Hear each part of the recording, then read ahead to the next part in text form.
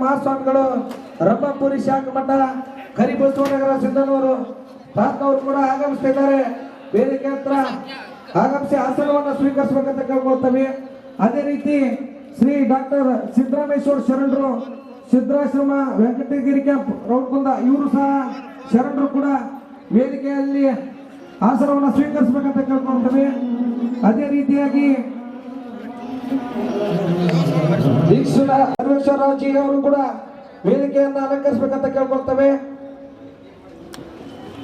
ಅದೇ ರೀತಿ ಇಂದು ಮಹಾಗಣಪತಿ ಉತ್ಸವ ಸಮಿತಿಯ ಗೌರವ ಅಧ್ಯಕ್ಷರಾಗಿರ್ತಕ್ಕಂಥ ಸಿದ್ದರಾಮೇಶಣ್ಣ ಮನ್ನಾಪುರ್ ಇವರು ಕೂಡ ವೇದಿಕೆಗೆ ಆಗಮಿಸಿ ಆಸನವನ್ನು ಸ್ವೀಕರಿಸಬೇಕು. ದಯವಿಟ್ಟು ಕಾರ್ಯಕರ್ತ ಬಂಧುಗಳು ಚಪ್ಪಳೆ ಹಾಕೋದ್ರ ಮೂಲಕ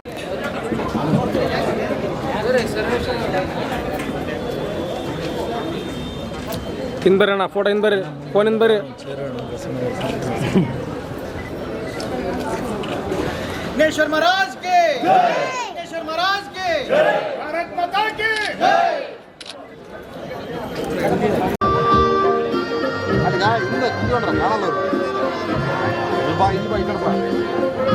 ದಿವ್ಯ ಸಾನ್ನಿಧ್ಯವನ್ನು ವಹಿಸಿರ್ತಕ್ಕಂಥ ಸೋಮನಾಥ್ ಶಿವಾಚಾರ್ಯ ಮಹಾಸ್ವಾಮಿಗಳು ಹಾಗೂ ಡಾಕ್ಟರ್ ಸಿದ್ದರಾಮೇಶ್ವರ ಶರಣರು ಹಾಗೂ ಗಣ್ಯಮಾನರಿಂದ ಕಾರ್ಯಕ್ರಮಕ್ಕೆ ಚಾಲನೆ ಕೂಡ ನೀಡುತ್ತಾ ಇದೆ.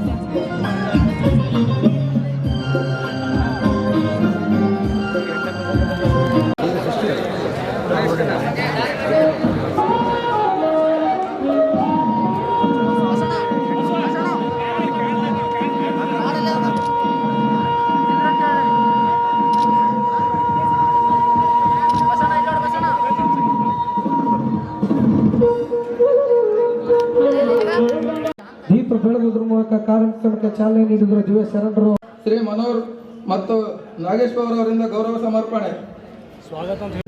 ಜಿಲ್ಲಾ ಸಂಚಾಲಕರಾಗಿರ್ತಕ್ಕಂಥ ಬಸವರಾಜ್ ಸಾಲ್ಗುಂದ ಅವರಿಗೆ ಧನ್ಯವಾದಗಳು. ಅದೇ ರೀತಿ ಈ ಒಂದು ಕಾರ್ಯಕ್ರಮಕ್ಕೆ ಪ್ರಾರ್ಥನಾ ಗೀತೆಯನ್ನು ಹಾಡು ಬರಲಿದ್ದಾರೆ ರಾಷ್ಟ್ರೀಯ ಸ್ವಯಂ ಸೇವಕ ಸಂಘದ ಜಿಲ್ಲಾ ಗ್ರಾಮೀಣ ಕಾರಣ ಹಟ್ಟಿಯವರು. ದಯವಿಟ್ಟು ಆಗಮಿಸಿ ಪ್ರಾರ್ಥನಾ ಗೀತೆಯನ್ನು ಹಾಡಬೇಕಂತ ಕೇಳ್ಕೊಳ್ತಾರೆ.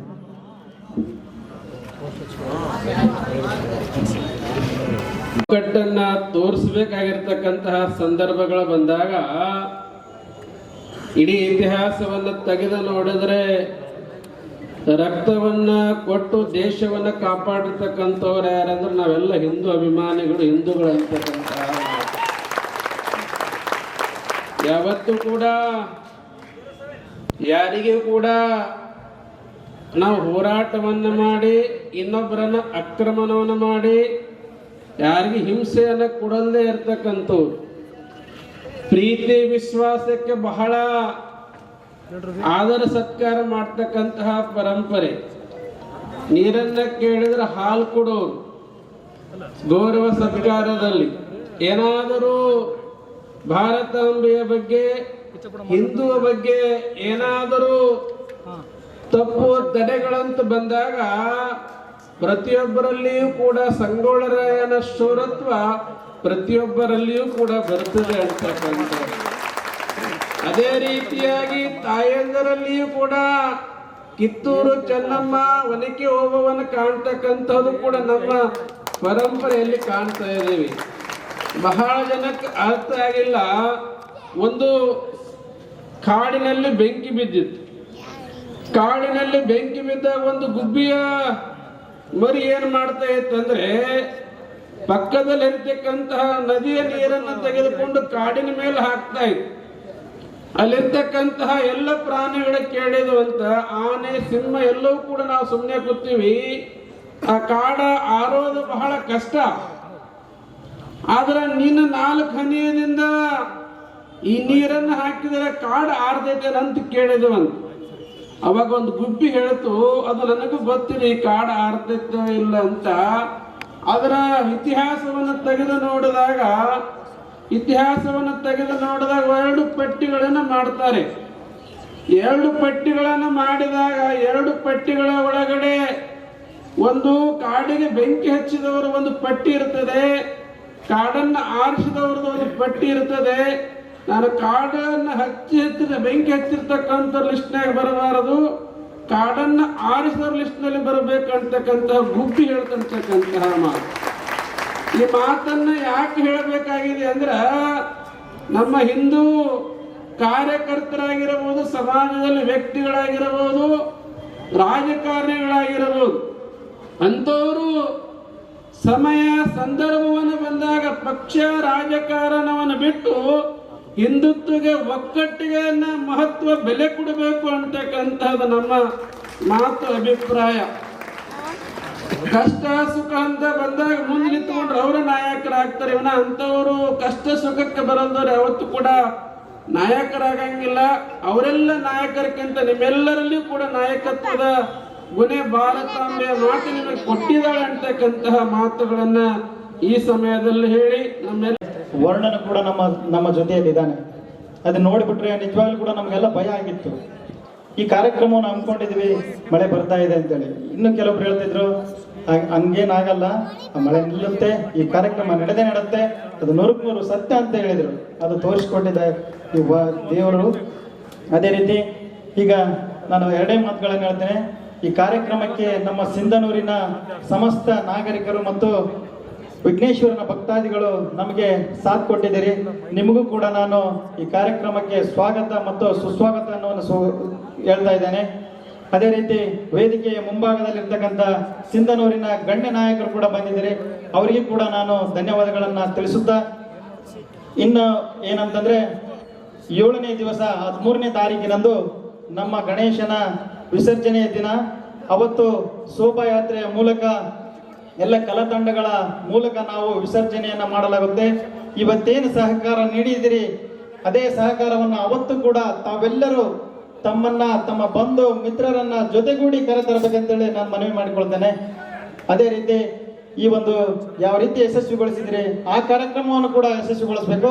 ಮತ್ತೆ 12ನೇ ತಾರೀಕು ಪ್ರಸಾದದ ವ್ಯವಸ್ಥೆ ಇರುತ್ತೆ, ಅವತ್ತು ಕೂಡ ತಾವೆಲ್ಲರೂ ಭಾಗವಹಿಸ್ಬೇಕಂತ ಹೇಳ್ತಾ ನನಗೆ ಈ ಕಾರ್ಯಕ್ರಮದಲ್ಲಿ ಮಾತಾಡಲಿಕ್ಕೆ ಅವಕಾಶ ಮಾಡಿಕೊಟ್ಟಿರ್ತಕ್ಕಂಥ ತಮ್ಮೆಲ್ಲರನ್ನು ವಂದಿಸಿ ಮಾತುಗಳ ಸಂತ ಮಹಾಂತ ಶಿವಯೋಗಿ ಯೋಗಿ ಪರಮಹಂಸರನ್ನ ಮನದಲ್ಲಿ ಸ್ಮರಿಸುತ್ತಾ ವಿಶ್ವ ಹಿಂದೂ ಪರಿಷತ್ ಬಜರಂಗ ದಳ ಹಿಂದೂ ಮಹಾಗಣಪತಿ ಸಮಿತಿಯ ಈ ಧರ್ಮ ಜಾಗೃತ ಸಭೆಯ ಘನವೇದಿಕೆ ಮೇಲೆ ಉಪಸ್ಥಿತರಿರ್ತಕ್ಕಂಥ ಶ್ರೋತ್ರಿಯ ಬ್ರಹ್ಮನಿಷ್ಠ ಸದ್ಗುರು ಸೋಮನಾಥ ಶಿವಾಚಾರ್ಯರ ಪಾದಗಳಿಗೆ ನಮಸ್ಕರಿಸಿ, ಹಾಗೂ ಮತ್ತೋರ್ವ ಶಿವಶರಣರು ಶಿವಯೋಗಿಗಳಾಗಿರ್ತಕ್ಕಂಥ ಸದಾನಂದ ಶರಣರ ಪಾದಗಳಿಗೆ ನಮಸ್ಕರಿಸಿ, ಹಿರಿಯರಾದ ಸರ್ವೇಶ್ವರ ಅವರಿಗೆ ಭಕ್ತಿಪೂರ್ವಕವಾಗಿ ನಮಸ್ಕರಿಸಿ, ನಿಮ್ಮೆಲ್ಲರ ಈ ಕಾರ್ಯಕ್ರಮದ ಕೇಂದ್ರ ಬಿಂದು ಪ್ರಖರ ವಾಗ್ಮಿಗಳಾಗಿರ್ತಕ್ಕಂಥ ಸಹೋದರಿ ಹಾರಿಕಾ ಮಂಜುನಾಥ್ ಅವರಿಗೆ ವಂದಿಸಿ, ವೇದಿಕೆ ಮೇಲೆ ಇರ್ತಕ್ಕಂಥ ಸಿದ್ದರಾಮೇಶ್ ಮನ್ನಾಪುರ ಅವರೇ, ಅನಿಲ್ ಕುಮಾರ್ ಅವರಿಗೂ ಕೂಡ ವಂದಿಸಿ, ಹಿಂದೂ ಮಹಾಗಣಪತಿ ಅಧ್ಯಕ್ಷನಾಗಿ ಇಂದಿನ ಕಾರ್ಯಕ್ರಮಕ್ಕೆ ಆಗಮಿಸಿರ್ತಕ್ಕಂಥ ನನ್ನೆಲ್ಲ ಸಿಂಧನೂರಿನ ಗುರು ಹಿರಿಯರಿಗೆ, ಸಹೋದರ ಸಹೋದರಿಯರಿಗೆ ಮತ್ತೊಮ್ಮೆ ನನ್ನ ವೈಯಕ್ತಿಕ ಸ್ವಾಗತವನ್ನು ಕೋರುತ್ತಾ, ಇಂದಿನ ಧರ್ಮಸಭೆಯಲ್ಲಿ ಕೇಂದ್ರ ಬಿಂದುಗಳಾಗಿ ಕುಮಾರಿ ಸಹೋದರಿ ಹಾರಿಕಾ ಮಂಜುನಾಥ್ ಅವರಿದ್ದಾರೆ. ಅವ್ರು ಏನ್ ಮಾತಾಡ್ತಾರೆ ಏನಿಲ್ಲ ಅಂತ ನಿಮಗೆ ವಿಷಯ ವಸ್ತು ಗೊತ್ತಿದ್ದೇ ಇದೆ.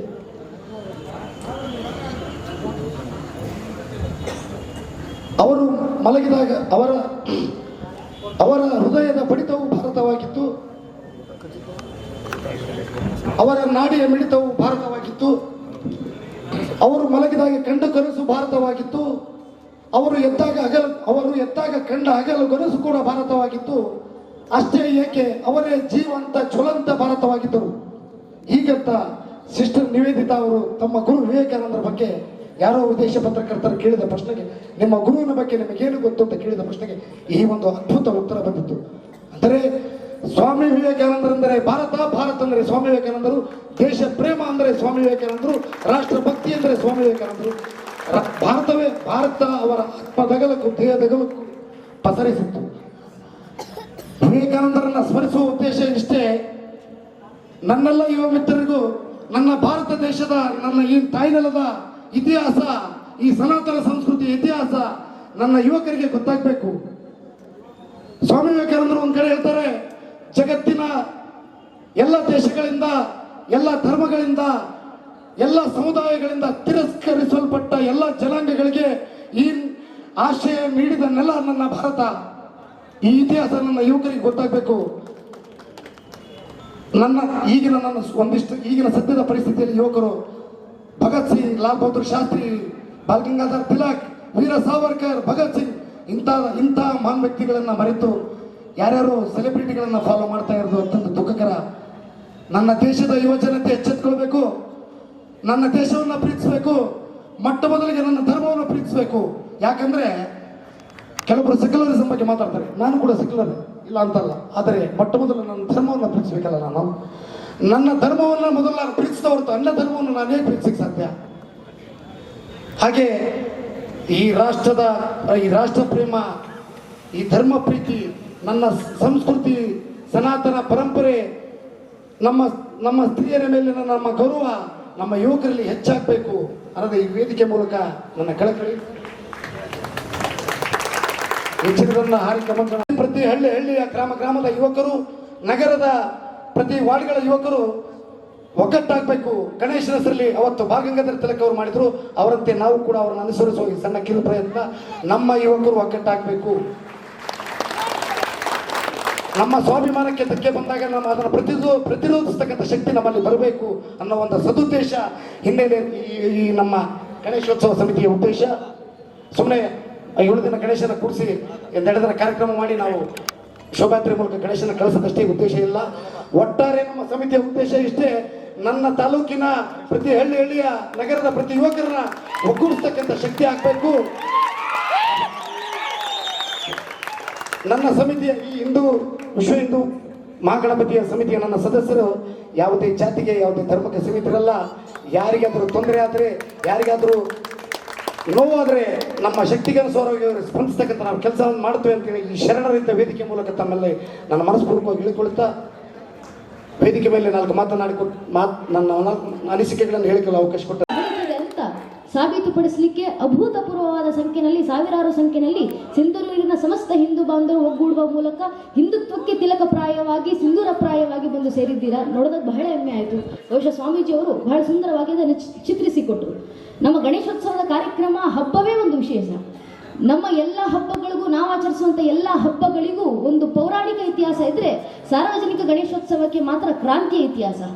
ಕಳೆದ 130 ವರ್ಷಗಳ ಹಿಂದೆ ಲೋಕಮಾನ್ಯ ತಿಲಕರು ಗರ್ಭಗುಡಿಯಲ್ಲಿದ್ದಂಥ ಗಣಪನನ್ನ ಬೀದಿಗೆ ತಂದಿಟ್ಟು ಸಮಸ್ತ ಹಿಂದೂ ಬಾಂಧವರನ್ನ ಜಾತಿ, ರಾಜಕೀಯ ಆಸಕ್ತಿ, ತತ್ವ ಸಿದ್ಧಾಂತಗಳ ಹೆಸರುಗಳಲ್ಲಿ ಒಡೆದೋಗಿದ್ದಂಥ ಇಡೀ ಹಿಂದೂ ಸಮಾಜವನ್ನ ಹಿಂದುತ್ವ ಅನ್ನೋ ಒಂದು ಛಾಯಾಛತ್ರದಡಿಗೆ ತಂದು ಏಕಕಂಠ ಸ್ವರೂಪವಾಗಿ ದೇಶ ಮತ್ತು ಧರ್ಮದ ರಕ್ಷಣೆಗೆ ಮುನ್ನುಗ್ಗಿಸಲಿಕ್ಕೋಸ್ಕರ ಗಣಪನ ಮೂಲಕ ಸಮಸ್ತ ಹಿಂದೂ ಬಾಂಧವರನ್ನ ಒಗ್ಗೂಡಿಸಲಿಕ್ಕೆ ಸಾರ್ವಜನಿಕ ಗಣೇಶೋತ್ಸವನ್ನ ಲೋಕಮಾನ್ಯ ತಿಲಕರು ಶುರು ಮಾಡಿದರು. ಅಂದು 130 ವರ್ಷಗಳ ಹಿಂದೆ ಮೊದಲಿಗೆ ಮಹಾರಾಷ್ಟ್ರದ ಮಣ್ಣಿನಲ್ಲಿ ಶುರುವಾದಂಥ ಸಾರ್ವಜನಿಕ ಗಣೇಶೋತ್ಸವ, ಆ ಸಾರ್ವಜನಿಕ ಗಣೇಶೋತ್ಸವದ ಪಂಡಾಲ್ಗಳಿಂದ ಆದಂಥ ಕ್ರಾಂತಿಯ ಇತಿಹಾಸ ಎಷ್ಟು ದೊಡ್ಡದು. ಆ ಗಣೇಶೋತ್ಸವದ ಪಂಡಾಲ್ಗಳಿಂದ ಎದ್ದು ಬಂದಂಥ ಕ್ರಾಂತಿಕಾರಿಗಳು ಎಂತೆಂಥ ದಿಗ್ಗಜರು.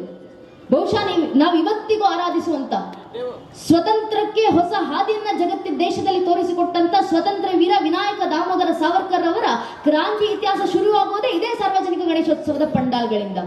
ಇಡೀ ಅಭಿನವ ಭಾರತ ಸಂಘಟನೆಯ ಕ್ರಾಂತಿಕಾರಿಗಳು ಹುಟ್ಟುಕೊಂಡಿದ್ದು ಅದೇ ಸಾರ್ವಜನಿಕ ಗಣೇಶೋತ್ಸವದ ಪಂಡಾಲ್ಗಳಿಂದ.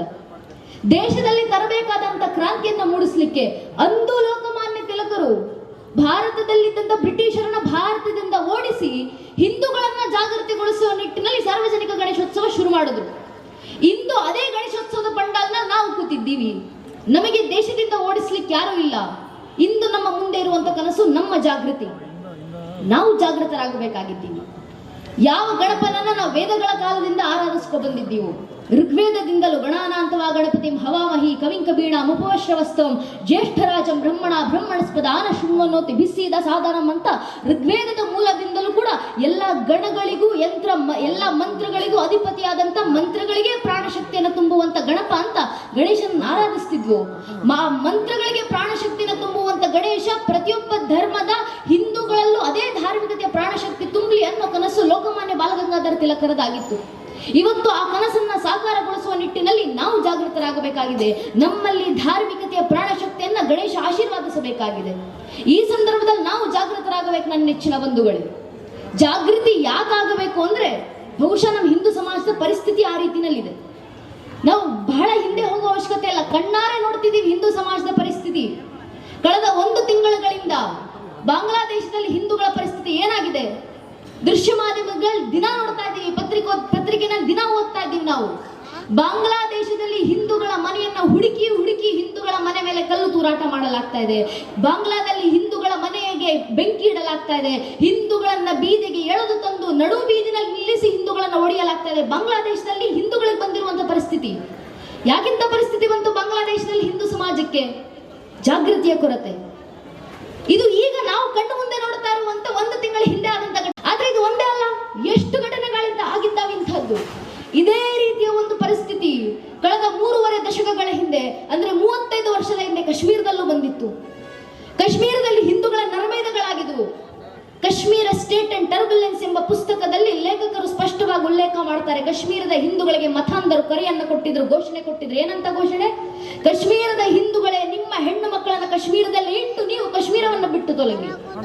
ಅಂದು ಆ ಘೋಷಣೆಗಳನ್ನ ನೀಡಿ, ಆ ಘೋಷಣೆಗಳ ಮೂಲಕ ಆದಂತ ಹಿಂದೂಗಳ ನರವೇದ, 100,000 ಹಿಂದೂಗಳ ನರವೇದ, ಅಲ್ಲಿಂದ ಒಂದಿಷ್ಟು ಜನ ಹಿಂದೂಗಳು ತಪ್ಪಿಸಿಕೊಂಡು ಬಂದ್ರು. ಕಾಶ್ಮೀರದ ಹಿಂದೂಗಳ ನರವೇದಗಳಿಂದ ತಪ್ಪಿಸಿಕೊಂಡು ಬಂದಂತ ಕಾಶ್ಮೀರದ ಹಿಂದೂಗಳು ಇವತ್ತಿಗೂ ನಮ್ಮದೇ ಭಾರತ ದೇಶದ ದೆಹಲಿಯ ರಾಜಬೀದಿಗಳಲ್ಲಿ ಅಕ್ಷರಶಃ ನಿರಾಶ್ರಿತರಾಗಿ ಓಡಾಡುತ್ತಿದ್ದಾರೆ. ಅವರದೇ ದೇಶದಲ್ಲಿ ಅವರೇ ನಿರಾಶ್ರಿತರಾಗಿದ್ದಾರೆ. ಯಾಕಿಂತ ಪರಿಸ್ಥಿತಿ ಬಂತು ಕಾಶ್ಮೀರದ ಹಿಂದೂಗಳಿಗೆ? ಜಾಗೃತಿ ಕೊರತೆ. ಕಾಶ್ಮೀರದಲ್ಲಾಗಿದ್ ಬಿಡಿ, ದೂರದ ಬಾಂಗ್ಲಾದಲ್ಲಾಗಿದ್, ನಮ್ಮದೇ ಕರ್ನಾಟಕದ ಹುಬ್ಬಳ್ಳಿಯಲ್ಲಿ ಎಂಥ ಘಟನೆ ಆಯ್ತು, ಹಿಂದೂಗಳಿಗೆ ಎಂಥ ಪರಿಸ್ಥಿತಿ ಬಂತು. ದೇಶದ ಹೊರಗಡೆ, ದೇಶದ ಒಳಗೆ, ದೇಶದ ಬೇರೆ ಬೇರೆ ರಾಜ್ಯದಲ್ಲಿ, ನಮ್ಮದೇ ರಾಜ್ಯದ ಸುತ್ತಮುತ್ತ ಎಷ್ಟೆಲ್ಲ ಸಮಾಜಘಾತಕ ಕೃತ್ಯಗಳು ಘಟಿಸ್ತಾ ಇದ್ದಾವೆ, ಅದರಲ್ಲೂ ಹಿಂದೂ ಸಮಾಜದ ವಿರುದ್ಧವಾಗಿ. ಇಂಥ ಪರಿಸ್ಥಿತಿನಲ್ಲದೆ ಹಿಂದೂ ಸಮಾಜ ಇನ್ಯಾವಾಗ ಜಾಗೃತರಾಗಬೇಕು? ಈ ಸಂದರ್ಭದಲ್ಲಿ ನಮಗೆ ಜಾಗೃತಿಯ ಸಂದೇಶ ಅವಶ್ಯಕತೆ ಇದೆ. ನನ್ನ ನೆಚ್ಚಿನ ಬಂಧುಗಳೇ, ಆ ಗೀತಾಚಾರ್ಯ ಕೃಷ್ಣ ನಮಗೆ ನೀಡಿದಂತ ಜಾಗೃತಿಯ ಸಂದೇಶ, ಯಾವ ಸಂದರ್ಭದಲ್ಲಿ ಅರ್ಜುನ ಯಾವ ಪರಿಸ್ಥಿತಿನಲ್ಲಿದ್ರೋ ಬಹುಶಃ ಅದೇ ಪರಿಸ್ಥಿತಿನಲ್ಲಿ ಹಿಂದೂ ಸಮಾಜವೂ ಇದೆ. ಯಾವ ರೀತಿ ಅರ್ಜುನ ಕೈಲಿದ್ದಂತ ಶಸ್ತ್ರಾಸ್ತ್ರಗಳನ್ನೆಲ್ಲ ಕೈ ಚೆಲ್ಲಿ, ಇನ್ನು ನನ್ನ ಕೈ ಯುದ್ಧ ಮಾಡ್ಲಿಕ್ಕೆ ಆಗೋದಿಲ್ಲಪ್ಪ ಕೃಷ್ಣ, ನೀನೇ ಎಲ್ಲ ನೋಡ್ಕೋಬೇಕು ಅಂತ ಕೃಷ್ಣನ ಮುಂದೆ ಶರಣಾಗತನಾಗಿ ಕೂತ್ನೋ, ಅದೇ ಪರಿಸ್ಥಿತಿನಲ್ಲಿ ಹಿಂದೂ ಸಮಾಜ ಇದೆ. ನಾವು ನಮ್ಮ ಕೈಯಲ್ಲಿದ್ದಂತ ಹಿಂದೂ ಧರ್ಮದ ಧರ್ಮ ಕಾರ್ಯವನ್ನು ಮರೆತು ಕೂತಿದ್ದೀವಿ. ನಮ್ಮ ಹೆಗಲ ಮೇಲೆ ನಮ್ಮ ಪೂರ್ವಿಕರು ವಹಿಸೋಗಿದ್ದಂತ ಧರ್ಮದ ಕರ್ಮ ಯೋಗದ ಹೊಣೆಗಾರಿಕೆಯನ್ನ ಮರೆತು ಕೂತಿದ್ದೀವಿ. ದೇಶ ಧರ್ಮ ಕಟ್ಕೊಂಡು ನನಗೇನಾಗಬೇಕು ಅನ್ನೋ ಭಾವನೆಯಲ್ಲಿ ಹಿಂದೂ ಸಮಾಜ ಮಲಗಿದೆ. ಇದೇ ಪರಿಸ್ಥಿತಿನಲ್ಲಿ ಅರ್ಜುನ ಇರಬೇಕಾದ್ರೆ ಶ್ರೀಕೃಷ್ಣ ಪರಮಾತ್ಮ ಗೀತಾಚಾರ್ಯ ಕೃಷ್ಣನಾಗಿ ನಿಂತು ಭಗವದ್ಗೀತೆ ಉಪದೇಶವನ್ನ ಅರ್ಜುನನಿಗೆ ಮಾಡಿದ್ರು. ಶ್ರೀಕೃಷ್ಣ ಪರಮಾತ್ಮ ಭಗವದ್ಗೀತೆ 2ನೇ ಅಧ್ಯಾಯದ 2ನೇ ಮತ್ತು 3ನೇ ಶ್ಲೋಕದಲ್ಲಿ ಅರ್ಜುನನಿಗೆ ಉಪದೇಶ ಮಾಡ್ತಾರೆ. ಕುತಸ್ತ್ವ ಕಶ್ಮಲವಿದಂ ವಿಷಮೇ ಸಂಪುಟ ಸ್ಥಿತ ಮನಾರಿ ಅದುಷ್ಟನ ಸ್ವರ್ಗಂ ಮಕೃತಿಕರಂ ಅರ್ಜುನ ಕ್ಲೈಭ್ಯಂ ಮಸ್ಮಗಮ ಭಾರತ ನೈತಿಕ ಪದ್ಧತೆ ಶುದ್ಧ ಮೃದಯ ದೌರ್ಬಲ್ಯಂ ತೆಕ್ತೋದಿಷ್ಟ ಪರಂತಪ. ಅರ್ಜುನ, ಈ ಸಂದರ್ಭದಲ್ಲಿ ನಿನ್ನ ಶಸ್ತ್ರಾಸ್ತ್ರಗಳನ್ನು ಕಳಚಿ ಧರ್ಮ ಕಾರ್ಯವನ್ನ ಮರೆತು ಕೂರೋದಲ್ಲಪ್ಪ. ನಿನ್ನ ಪೂರ್ವಿಕರು ನಿನಗೆ ಬಿಟ್ಟು ಹೋದಂತ ಧರ್ಮ ಕಾರ್ಯವನ್ನ ಮರೆತು ಕೂರೋದಂದ್ರೆ ನಿನ್ನ ಪೂರ್ವಿಕರಿಗೆ ನೀನು ಮಾಡುವಂತ ಅವಮಾನ. ನಿನ್ನ ಧರ್ಮ ಕಾರ್ಯವನ್ನ ನೆನಪಿಸ್ಕೋ, ನಿನ್ನ ಕರ್ಮಯೋಗದ ಹಾದಿನಲ್ಲಿ ನಡಿ, ಧರ್ಮ ರಕ್ಷಣೆಗೆ ಸಿದ್ಧರಾಗುವಂತ ಕೃಷ್ಣ ಅರ್ಜುನನಿಗೆ ನೀಡಿದಂತ ಸಂದೇಶ, ಆ ಸಂದೇಶಗಳು ಮತ್ತೊಮ್ಮೆ ನಮ್ಮ ಕಿವಿಗಳಲ್ಲಿ ಗುಂಜಿಸಬೇಕಾಗಿದೆ. ಅದರಲ್ಲೂ ಈ ಪರಿಸ್ಥಿತಿನಲ್ಲಿ ಅಕಸ್ಮಾತ್ ಹಿಂದೂಗಳೇನಾದ್ರೂ ಇಂತಹ ಹಿಂದೂ ಸಮಾಜಕ್ಕೆ ಬಂದಿರುವಂತ ಪರಿಸ್ಥಿತಿನಲ್ಲೂ ಇಷ್ಟೆಲ್ಲ ಘಟನೆಗಳನ್ನ ಗಮನಿಸಿದ ನಂತರವೂ ಹಿಂದೂಗಳೇನಾದ್ರೂ ಅರೆ ದೇಶ ಧರ್ಮ ಕಟ್ಕೊಂಡು ನನಗೇನಾಗಬೇಕು, ನನ್ನ ಮನೆಯಲ್ಲಿ ನಾನು ಸುಖವಾಗಿದ್ದೀನಲ್ಲ, ಸಮಸ್ಯೆ ಬಂದಿದ್ದು ಯಾವುದೋ ಬಾಂಗ್ಲಾದೇಶದ ಹಿಂದೂಗಳಿಗಲ್ವಾ, ಸಮಸ್ಯೆ ಬಂದಿದ್ದು ಯಾವುದೋ ಕಾಶ್ಮೀರದ ಹುಬ್ಬಳ್ಳಿಯ ಹಿಂದೂಗಳಿಗಲ್ವಾ, ನನ್ನ ಮನೆಯಲ್ಲಿ ನಾನು ಸುಖವಾಗಿದ್ದೀನಲ್ಲ ಅನ್ನೋ ನಿರ್ಲಕ್ಷ್ಯತನ ಮಾಡಿದ್ರೆ, ಸ್ವಾರ್ಥ ಭಾವನೆ ಹಿಂದೂಗಳಲ್ಲಿ ಬಂದ್ರೆ, ನೆನಪಿರಲಿ ನನ್ನ ನೆಚ್ಚಿನ ಬಂಧುಗಳೇ, ಇದೇ ನಿರ್ಲಕ್ಷ್ಯತನ, ಇದೇ ಸ್ವಾರ್ಥ ಭಾವದ ಕಾರಣ ಈಗಾಗಲೇ ಅನೇಕ ಪೆಟ್ಟುಗಳನ್ನು ಹಿಂದೂ ಸಮಾಜ ತಿಂದಿದೆ. ಇದೇ ನಿರ್ಲಕ್ಷ್ಯತನ, ಇದೇ ಸ್ವಾರ್ಥ ಭಾವದ ಕಾರಣದಿಂದ ಕಳೆದ 500 ವರ್ಷಗಳ ಹಿಂದೆ ಇದೇ ಹಿಂದೂ ಸಮಾಜ ಜಾವಾ ಬಿಟ್ಟು ಬರಬೇಕಾದಂತ ಪರಿಸ್ಥಿತಿ ಬಂತು. 300 ವರ್ಷಗಳ ಹಿಂದೆ ಅಫ್ಘಾನಿಸ್ತಾನ ಬಿಟ್ಟು ಬಂದ್ರಿ, 200 ವರ್ಷಗಳ ಹಿಂದೆ ಆಗ್ನೇಯ ಏಷ್ಯಾ ಬಿಟ್ಟು ಬಂದ್ರಿ, 100 ವರ್ಷಗಳ ಹಿಂದೆ ತಕ್ಷಶಿಲಾವನ್ನ ಬಿಟ್ಟು ಬಂದ್ರಿ, 80 ವರ್ಷಗಳ ಹಿಂದೆ ಬರ್ಮಾ ಬಿಟ್ಟು ಬಂದ್ರಿ, 78 ವರ್ಷಗಳ ಹಿಂದೆ ಪಾಕಿಸ್ತಾನ ಬಿಟ್ಟು ಬಂದ್ರಿ, 55 ವರ್ಷಗಳ ಹಿಂದೆ ಬಾಂಗ್ಲಾದೇಶವನ್ನ ಬಿಟ್ಟು ಬಂದ್ರಿ, 35 ವರ್ಷಗಳ ಹಿಂದೆ ಕಾಶ್ಮೀರವನ್ನ ಬಿಟ್ಟು ಬಂದ್ರಿ. ಇಷ್ಟೆಲ್ಲ ನೋಡಿದ ನಂತರವೂ ಹಿಂದೂ ಸಮಾಜ ಜಾಗೃತರಾಗಲಿಲ್ಲ ಅಂದ್ರೆ ಇನ್ನು 30-35 ವರ್ಷದಲ್ಲಿ ಕೇರಳ ಬಿಡುವಂತ ಪರಿಸ್ಥಿತಿ ಬರುತ್ತೆ, 40-50 ವರ್ಷದಲ್ಲಿ ಅಸ್ಸಾಂ ಬಿಡುವಂತ ಪರಿಸ್ಥಿತಿ ಬರುತ್ತೆ, 100-150 ವರ್ಷದಲ್ಲಿ ನಮ್ಮ ಊರನ್ನ ಬಿಡುವಂತ ಪರಿಸ್ಥಿತಿ ಸಹ ಹಿಂದೂ ಸಮಾಜಕ್ಕೆ ಬರಬಹುದು. ಆದ್ರಿಂದ ಹಿಂದೂ ಸಮಾಜ ಜಾಗೃತವಾಗಬೇಕಾಗಿದೆ. ಉದಾಹರಣೆಗೆ ಭಾರತದಲ್ಲಿ ನಾವು ಬಹುಸಂಖ್ಯಾತರಿದ್ದೀವಿ, ಹಿಂದೂ ಸಮಾಜ ಕೋಟ್ಯಾಂತರ ಜನ ಹಿಂದೂಗಳಿದ್ದೀವಿ ಭಾರತದಲ್ಲಿ. ನೆನಪಿರಲಿ ನನ್ನ ನೆಚ್ಚಿನ ಬಂಧುಗಳೇ, ನಮ್ಮದೇ ಈ ಪರಿಸ್ಥಿತಿನಲ್ಲದೆ ಇನ್ನು ಯಾವಾಗ ಹಿಂದೂ ಸಮಾಜ ಜಾಗೃತ ಆಗಬೇಕು? ಜಾಗೃತರಾಗೋದಂದ್ರೆ ಮತ್ತೆ ಜಾಗೃತರಾಗಿ ಹಿಂದೂ ಸಮಾಜ ಸಂಘಟಿತವಾಗಬೇಕಾಗಿದೆ. ಸಂಘಟನೆಯ ಬಲ. ನಮ್ಮ ದೌರ್ಭಾಗ್ಯ ಏನು ಅಂದ್ರೆ ಇದೀಗ ನಾವು ಕೋಟ್ಯಾಂತರ ಜನ ಹಿಂದೂಗಳು ದೇಶದಲ್ಲಿ, ಆದ್ರೆ ಆ ಕೋಟ್ಯಾಂತರ ಜನ ಹಿಂದೂಗಳಲ್ಲಿ ಎಷ್ಟು ಜನ ನಿಜವಾಗ್ಲೂ ಹಿಂದೂಗಳಾಗಿ ಉಳಿದಿದ್ದೀವಿ? ಒಬ್ಬ ಹಿಂದುವಿನ ಮುಂದೆ ನಿಂತ್ಕೊಂಡು ನೀನ್ ಯಾವ ಸಮಾಜಕ್ಕೆ ಸೇರಿದ್ಯಪ್ಪ ಅಂದ್ರೆ ಒಬ್ಬ ಹಿಂದುವಿನ ಬಾಯಿನಲ್ಲಿ ತನ್ನ ಧರ್ಮದ ಹೆಸರು ಬರೋಕ್ಕೂ ಮುಂಚೆ ಜಾತಿ ಹೆಸರು ಮೊದಲಿಗೆ ಬರುತ್ತೆ. ಒಬ್ಬ ಹಿಂದೂ ಆಗೋಕ್ಕೂ ಮುಂಚೆ ಒಬ್ಬ ಹಿಂದೂ ಬ್ರಾಹ್ಮಣರಾಗ್ತಾರೆ, ಒಬ್ಬ ಹಿಂದೂ ಲಿಂಗಾಯತರಾಗ್ತಾರೆ, ಒಬ್ಬ ಹಿಂದೂ ಕುರುಬರಾಗ್ತಾರೆ, ಒಬ್ಬ ಹಿಂದೂ ಗೌಡ್ರಾಗ್ತಾರೆ, ಒಬ್ಬ ಹಿಂದೂ ನಾಯಕ ಸಮಾಜಕ್ಕೆ ಸೇರಿದವರಾಗ್ತಾರೆ, ಒಬ್ಬ ಹಿಂದೂ SC ಆಗ್ತಾರೆ, ST ಆಗ್ತಾರೆ. ಹಿಂದೂ ಆಗೋದು ಯಾವಾಗ?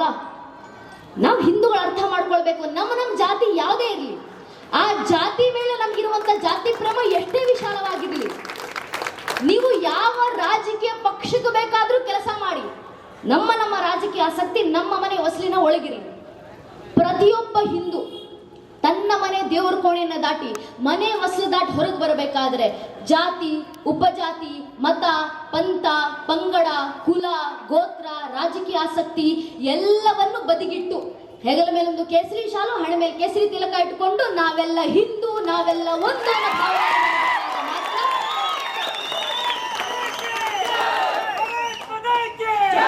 ಆಗ ಮಾತ್ರ ಧರ್ಮ ರಕ್ಷಣೆ ಆಗೋದು. ಇದೇ ಸಂಘಟಿತ ಭಾವ.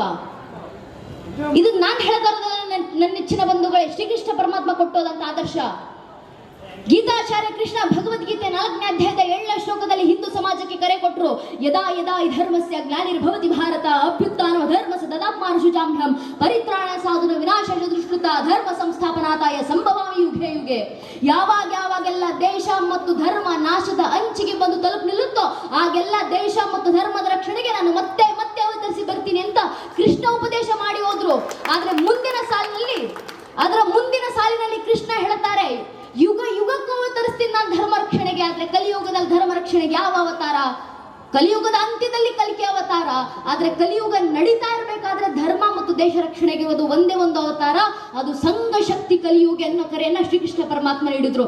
ಅರ್ಥಾತ್ ಸಂಘಟಿತ ಬಲದಿಂದ ಮಾತ್ರ ಕಲಿಯುಗದಲ್ಲಿ ದೇಶ ಮತ್ತು ಧರ್ಮ ರಕ್ಷಣೆ ಆಗ್ಲಿಕ್ಕೆ ಸಾಧ್ಯ. ಅದಕ್ಕೆ ನಿಮ್ ಹಿರಿಯರು ಹೇಳಿದ್ದು, ಅಪಾರ ಭೂಮಿ ವಿಸ್ತಾರ ಮಗಣ್ಯ ಜನಸಂಕುಲಂ ರಾಷ್ಟ್ರಂ ಸಂಘಟನಾ ಹೀನಂ ಪ್ರಭವೇನಾತ್ಮ ರಕ್ಷಣೆ. ಅಪಾರವಾದಂತ ತುದಿ ಕಾಣದಷ್ಟು ಭೂಭಾಗ ಇದ್ರು, ಆ ಭೂಭಾಗದ ಒಳಗೆ ಅಗಣ್ಯವಾದಂತ ಜನರ ಸಂಖ್ಯೆ ಇದ್ದು, ಆ ಜನರ ಮಧ್ಯದಲ್ಲಿ ಸಂಘಟಿತ ಭಾವ ಇಲ್ಲ ಅಂದ್ರೆ ದೇಶ ಮತ್ತು ಧರ್ಮದ ರಕ್ಷಣೆ ಆಗ್ಲಿಕ್ಕೆ ಸಾಧ್ಯವೇ ಇಲ್ಲ. ಆದ್ರಿಂದ ದೇಶ ಮತ್ತು ಧರ್ಮ ರಕ್ಷಣೆಗೆ ನಮ್ಮ ಹತ್ರ ಇರೋದು ಏಕೈಕ ಮಾರ್ಗ, ಅದು ಸಂಘಟಿತ ಭಾವ. ಆದ್ರಿಂದ ಹಿಂದೂಗಳು ಸಂಘಟಿತರಾಗಬೇಕು. ಜಾತಿಗಳನ್ನು ಮರೆತು ಸಂಘಟಿತ ಭಾವ, ರಾಜಕೀಯ ಆಸಕ್ತಿಗಳನ್ನು ಮರೆತು ಸಂಘಟಿತ ಭಾವ, ನಮ್ಮ ವಿವಿಧ ತತ್ವ ಸಿದ್ಧಾಂತಗಳನ್ನು ಮರೆತು ಸಂಘಟಿತ ಭಾವ. ನಮ್ಮ ದೌರ್ಭಾಗ್ಯ ಏನಾಗಿದೆ ಅಂದ್ರೆ ನಮ್ಮ ಹಿಂದೂ ಸಮಾಜದ ಮೇಲೆ ಬೆರಳು ಮಾಡಿ ಅಪವಾದವನ್ನು ಹೊರಿಸುವಂತ ಬುದ್ಧಿಜೀವಿಗಳ ಸಂಖ್ಯೆ ಜಾಸ್ತಿ ಆಗಿದೆ ನಮ್ಮ ದೇಶದಲ್ಲಿ. ನಮ್ಮ ಹಿಂದೂ ಸಮಾಜದ ಮೇಲೆ ಕೈ ಮಾಡಿ ಹೇಳ್ತಾರೆ, ನಿಮ್ಮ ಹಿಂದೂ ಸಮಾಜದಲ್ಲಿ ಜಾತಿ ವ್ಯವಸ್ಥೆ ಅನ್ನೋದು ಮೇರೆ ಮೀರಿ ನಿಂತಿದೆ, ಹಿಂದೂಗಳಲ್ಲಿ ಮೇಲು ಕೀಳೆಂಬ ವಿಭೇದ ವೇದಕಾಲದಿಂದಲೂ ಇದೆ, ನಿಮ್ಮ ವೇದಗಳಲ್ಲೇ ಹೇಳಿದ್ದಾರೆ, ವೇದಗಳನ್ನ ಬ್ರಾಹ್ಮಣರು ಬಿಟ್ರೆ ಇನ್ಯಾರು ಓದುವಂತಿಲ್ಲ. ಬುದ್ಧಿಜೀವಿಗಳು ನಮ್ಮ ಧರ್ಮದ ಮೇಲೆ ಹೊರಿಸುವಂತ ಅಪವಾದ ನಾವು ಹಿಂದೂಗಳಾಗಿ ನಾವು ಅರ್ಥ ಮಾಡ್ಕೊಳ್ಬೇಕು. ಹಾಗೆ ನೋಡೋದಿದ್ರೆ ಹಿಂದೂ ಸಮಾಜದಲ್ಲಿ ಜಾತಿ ವ್ಯವಸ್ಥೆನೇ ಇರಲಿಲ್ಲ. ಯಾವ ವೇದಗಳ ಕಡೆ ಕೈ ಮಾಡಿ ಈ ಬುದ್ಧಿಜೀವಿಗಳು ಅಪವಾದವನ್ನು ಹೊರಿಸ್ತಾರಲ್ಲ ನನ್ನ ನೆಚ್ಚಿನ ಬಂಧುಗಳೇ, ಆ ವೇದಗಳನ್ನ ಬರೆದಂತ ರಚಿಸಿದಂತ 108 ಜನ ಋಷಿಗಳಲ್ಲಿ ಅನೇಕ ಋಷಿಗಳು ಬ್ರಾಹ್ಮಣರೇ ಆಗಿರ್ಲಿಲ್ಲ, ನಿಮ್ನ ಕುಲಕ್ಕೆ ಸೇರಿದಂತವರು. ಐತ್ರೇಯ ಬ್ರಾಹ್ಮಣದ ರಚನೆಯನ್ನ ಮಾಡಿದಂತ ದ್ರಷ್ಟಾರರು ಮಹಿದಾಸ ಋಷಿಗಳು ಬ್ರಾಹ್ಮಣರಾಗಿರ್ಲಿಲ್ಲ, ಕುಮಾರ ಕುಲಕ್ಕೆ ಸೇರಿದಂತವರು. ವೇದಗಳನ್ನ ಇನ್ನಷ್ಟು ವ್ಯಾಸಗೊಳಿಸಿ ಪ್ರತಿಯೊಬ್ಬ ಮಾನವನಿಗೂ ಸುಲಭವಾಗಿ ತಲುಪುವಂತೆ ಮಾಡಿದಂತ ವೇದವ್ಯಾಸರು ಬ್ರಾಹ್ಮಣರಲ್ಲ, ಅವರ ತಾಯಿ ಸತ್ಯವತಿ ಮೊಗವೀರರ ಜನಾಂಗಕ್ಕೆ ಸೇರಿದಂತವರು. ನಮ್ಮಲ್ಲಿ ಜಾತಿ ವ್ಯವಸ್ಥೆನೇ ಇಲ್ಲ ಅನ್ನೋದಕ್ಕೆ ಇಂದು ನೆನ್ನೆಯ ಮಾತಲ್ಲ ನನ್ನ ನೆಚ್ಚಿನ ಬಂಧುಗಳೇ. ಸ್ವತಃ ಶ್ರೀಕೃಷ್ಣ ಪರಮಾತ್ಮ ಯುಧಿಷ್ಠಿರನನ್ನ ಭೀಷ್ಮರ ಹತ್ರ ಕಳಿಸ್ತಾರೆ, ಹೋಗು ಯುಧಿಷ್ಠಿರ, ಭೀಷ್ಮರ ಹತ್ರ ಹೋಗಿ ಧರ್ಮಜ್ಞಾನವನ್ನ ಪಡೆದುಕೊಂಡು ಬಾ. ಶರಾಶಯದ ಮೇಲೆ ಮಲಗಿದ್ದಂತ ಭೀಷ್ಮ ಪಿತಾಮಹರ ಹತ್ರ ಯುಧಿಷ್ಠಿರರು ಹೋಗಿದ್ರು, ಕೈ ಮುಗಿದು ಕೇಳ್ಕೊಂಡ್ರು, ಪಿತಾಮಹರೇ ನೀವು ಹಿರಿಯರಿದ್ದೀರಾ, ನಿಮ್ಮ ಹತ್ರ ಧರ್ಮಜ್ಞಾನ ಇದೆ, ನಾನು ಮುಂದೊಂದು ದಿನ ಅಕಸ್ಮಾತ್ ಚಕ್ರವರ್ತಿ ಆದ್ರೆ, ನಾನು ಮಹಾರಾಜನಾದ್ರೆ ನನ್ನ ಸಾಮ್ರಾಜ್ಯದ ಯಾವ್ಯಾವ ವರ್ಣದವರನ್ನ ಯಾವ್ಯಾವ ರೀತಿ ನೋಡ್ಕೊಳ್ಬೇಕು, ಉತ್ತರ ಕೊಡಿ ಅಂತ ಯುಧಿಷ್ಠಿರರು ಭೀಷ್ಮರ ಹತ್ರ ಪ್ರಶ್ನೆ ಮಾಡಿದಾಗ ಭೀಷ್ಮರು ಯುಧಿಷ್ಠರಿಗೆ ಕೊಟ್ಟಂತ ಏಕೈಕವಾದ ಉತ್ತರ, ನವರ್ಣಾನಾಂ ವಿಭೇದೋಸ್ತಿ, ಯಾವ ವರ್ಣಗಳಲ್ಲೂ ಯಾವ ವ್ಯತ್ಯಾಸ ಮಾಡಬೇಡಪ್ಪ. ಯಾಕೆ? ಸರ್ವಂ ಬ್ರಹ್ಮ ಮಿದಂ ಜಗತ್ತು, ಬ್ರಹ್ಮನಿಂದನೇ ಸೃಷ್ಟಿಯಾದಂಥ ಸಮಸ್ತ ಹಿಂದೂ ಸಮಾಜ. ನಮ್ಮ ಮಧ್ಯದಲ್ಲಿ ಯಾವ ವ್ಯತ್ಯಾಸವೂ ಬೇಕಾಗಿಲ್ಲ. ಇಡೀ ಜಗತ್ತಿನಲ್ಲಿರುವಂಥ ಯಾವ ಹಿಂದುವಿನ ಯಾವ ವರ್ಣದಲ್ಲೂ ಭೇದವನ್ನ ಮಾಡಬೇಡ ಅಂತ ಸಮಾನತೆಯ ಹರಿಕಾರವನ್ನು ನಮಗೆ ನೀಡಿದ್ದು ಮಹಾಭಾರತದ ಗ್ರಂಥಗಳಲ್ಲಿ ಭೀಷ್ಮ ಪಿತಾಮಹರು. ನಮ್ಮ ಹಿಂದೂ ಸಮಾಜದ ಸಂದೇಶ ಅಂತಿದ್ರೆ ಅದು ಏಕೈಕ ಸಂದೇಶ ಸ್ವಾಮಿ ಚಿನ್ಮಯಾನಂದರು ನೀಡಿದ್ದು. ಹಿಂದುವಾ ಸೋದರ ಸರ್ವೇ ನಾ ಹಿಂದೂ ಪತಿತೋ ಭವೇತ್ ಮಮ ದೀಕ್ಷಾ ಹಿಂದೂ ರಕ್ಷಾ ಮಮ ಮಂತ್ರ ಸಮಾನತ. ಹಿಂದುವಾ ಸೋದರ ಸರ್ವೇ, ಸಮಸ್ತ ಹಿಂದೂ ಬಾಂಧವರು ಸೋದರರು. ನಮ್ಮಲ್ಲಿ ಯಾರು ಪವಿತ್ರನೂ ಇಲ್ಲ ಅಪವಿತ್ರನೂ ಇಲ್ಲ. ಮಮ ದೀಕ್ಷಾ ಹಿಂದೂ ರಕ್ಷಾ, ನನ್ನ ಜೀವನದ ದೀಕ್ಷೆಯೇ ಹಿಂದುತ್ವದ ರಕ್ಷಣೆ. ಮಮ ಮಂತ್ರ ಸಮಾನತ, ನನ್ನ ಜೀವನದ ಧ್ಯೇಯ ಮಂತ್ರವೇ ಸಮಾನತೆ. ಈ ಒಂದು ಹರಿಕಾರವನ್ನ ವಿಶ್ವ ಹಿಂದೂ ಪರಿಷತ್ನ ಸ್ಥಾಪನೆಯ ಸಂದರ್ಭದಲ್ಲಿ ಸ್ವಾಮಿ ಚಿನ್ಮಯಾನಂದರು ಹಿಂದೂ ಸಮಾಜಕ್ಕೆ ನೀಡಿದಂತ ಕರೆ. ಅದೇ ಸಂದೇಶವನ್ನ ಮುಂದಾಗಿಸಿಕೊಂಡು ಮಾರ್ಗದರ್ಶನವಾಗಿಟ್ಟುಕೊಂಡು ಹಿಂದೂ ಸಮಾಜ ಮುನ್ನಡೆಯಬೇಕಾಗಿದೆ. ಜಾತಿಗಳನ್ನು ಮೀರಿದಂತ ಯಾವುದೋ ಪರಕೀಯರು ನಮ್ಮಲ್ಲಿ ತಂದಂತ ಜಾತಿ ವ್ಯವಸ್ಥೆ, ಆದ್ರೆ ಆ ಪರಕೀಯರು ತಂದಂತ ಜಾತಿ ವ್ಯವಸ್ಥೆಯನ್ನು ಮೀರಿ ಬೆಳೆಯುವಂತ ಕೆಲಸ ಹಿಂದೂ ಸಮಾಜ ಮಾಡಬೇಕು. ಮತ್ತೆ ಹೆಮ್ಮೆ ಆಗುತ್ತೆ ನನ್ನ ನೆಚ್ಚಿನ ಬಂಧುಗಳೇ, ಆ ಕೆಲಸಕ್ಕೆ ಮುನ್ನುಡಿ ಈಗಾಗಲೇ ಹಿಂದೂ ಸಮಾಜ ಇಟ್ಟಿದೆ. ಯಾವುದರ ಮೂಲಕ ಅಂದ್ರೆ 500 ವರ್ಷಗಳ ಹೋರಾಟದ ನಂತರ, 78ಕ್ಕೂ ಹೆಚ್ಚು ಮಹಾಕದನಗಳ ನಂತರ, ಸುಮಾರು 3 ಲಕ್ಷ ಜನ ಹಿಂದೂ ಕಾರ್ಯಸೇವಕರ ಬಲಿದಾನಗಳ ನಂತರ ಇಂದು ನನಸಾಗಿರುವಂತಹ ಶತಮಾನಗಳ ಕನಸು ನಮ್ಮ ಅಯೋಧ್ಯೆಯ ರಾಮಲಲ್ಲಾರ ರಾಮ ಮಂದಿರ. ಆ ಒಂದು ರಾಮ ಮಂದಿರದ ನಿರ್ಮಾಣಕ್ಕೆ ಕಂಡಂತ ಕನಸುಗಳು ಅಸಂಖ್ಯ. ಆದ್ರೆ ಆ ರಾಮ ಮಂದಿರದ ನಿರ್ಮಾಣದ ಪ್ರಥಮ ಶಿಲಾನ್ಯಾಸವನ್ನ ಮಾಡಿದ್ಯಾರು ಗೊತ್ತೇ? ರಾಮ ಮಂದಿರದ ಪ್ರಥಮ ಶಿಲಾನ್ಯಾಸವನ್ನ ಮಾಡಿದ್ದು ನಮ್ಮದೇ ಸಂಘದ ಕಾರ್ಯಕರ್ತರಾದಂತ ಶ್ರೀ ಕಾಮೇಶ್ವರ್ ಚೌಪಾಲ್ಜಿ ಎಂಬ ಪರಿಶಿಷ್ಟ ಜಾತಿಗೆ ಸೇರಿದಂತವರು. ಅಷ್ಟು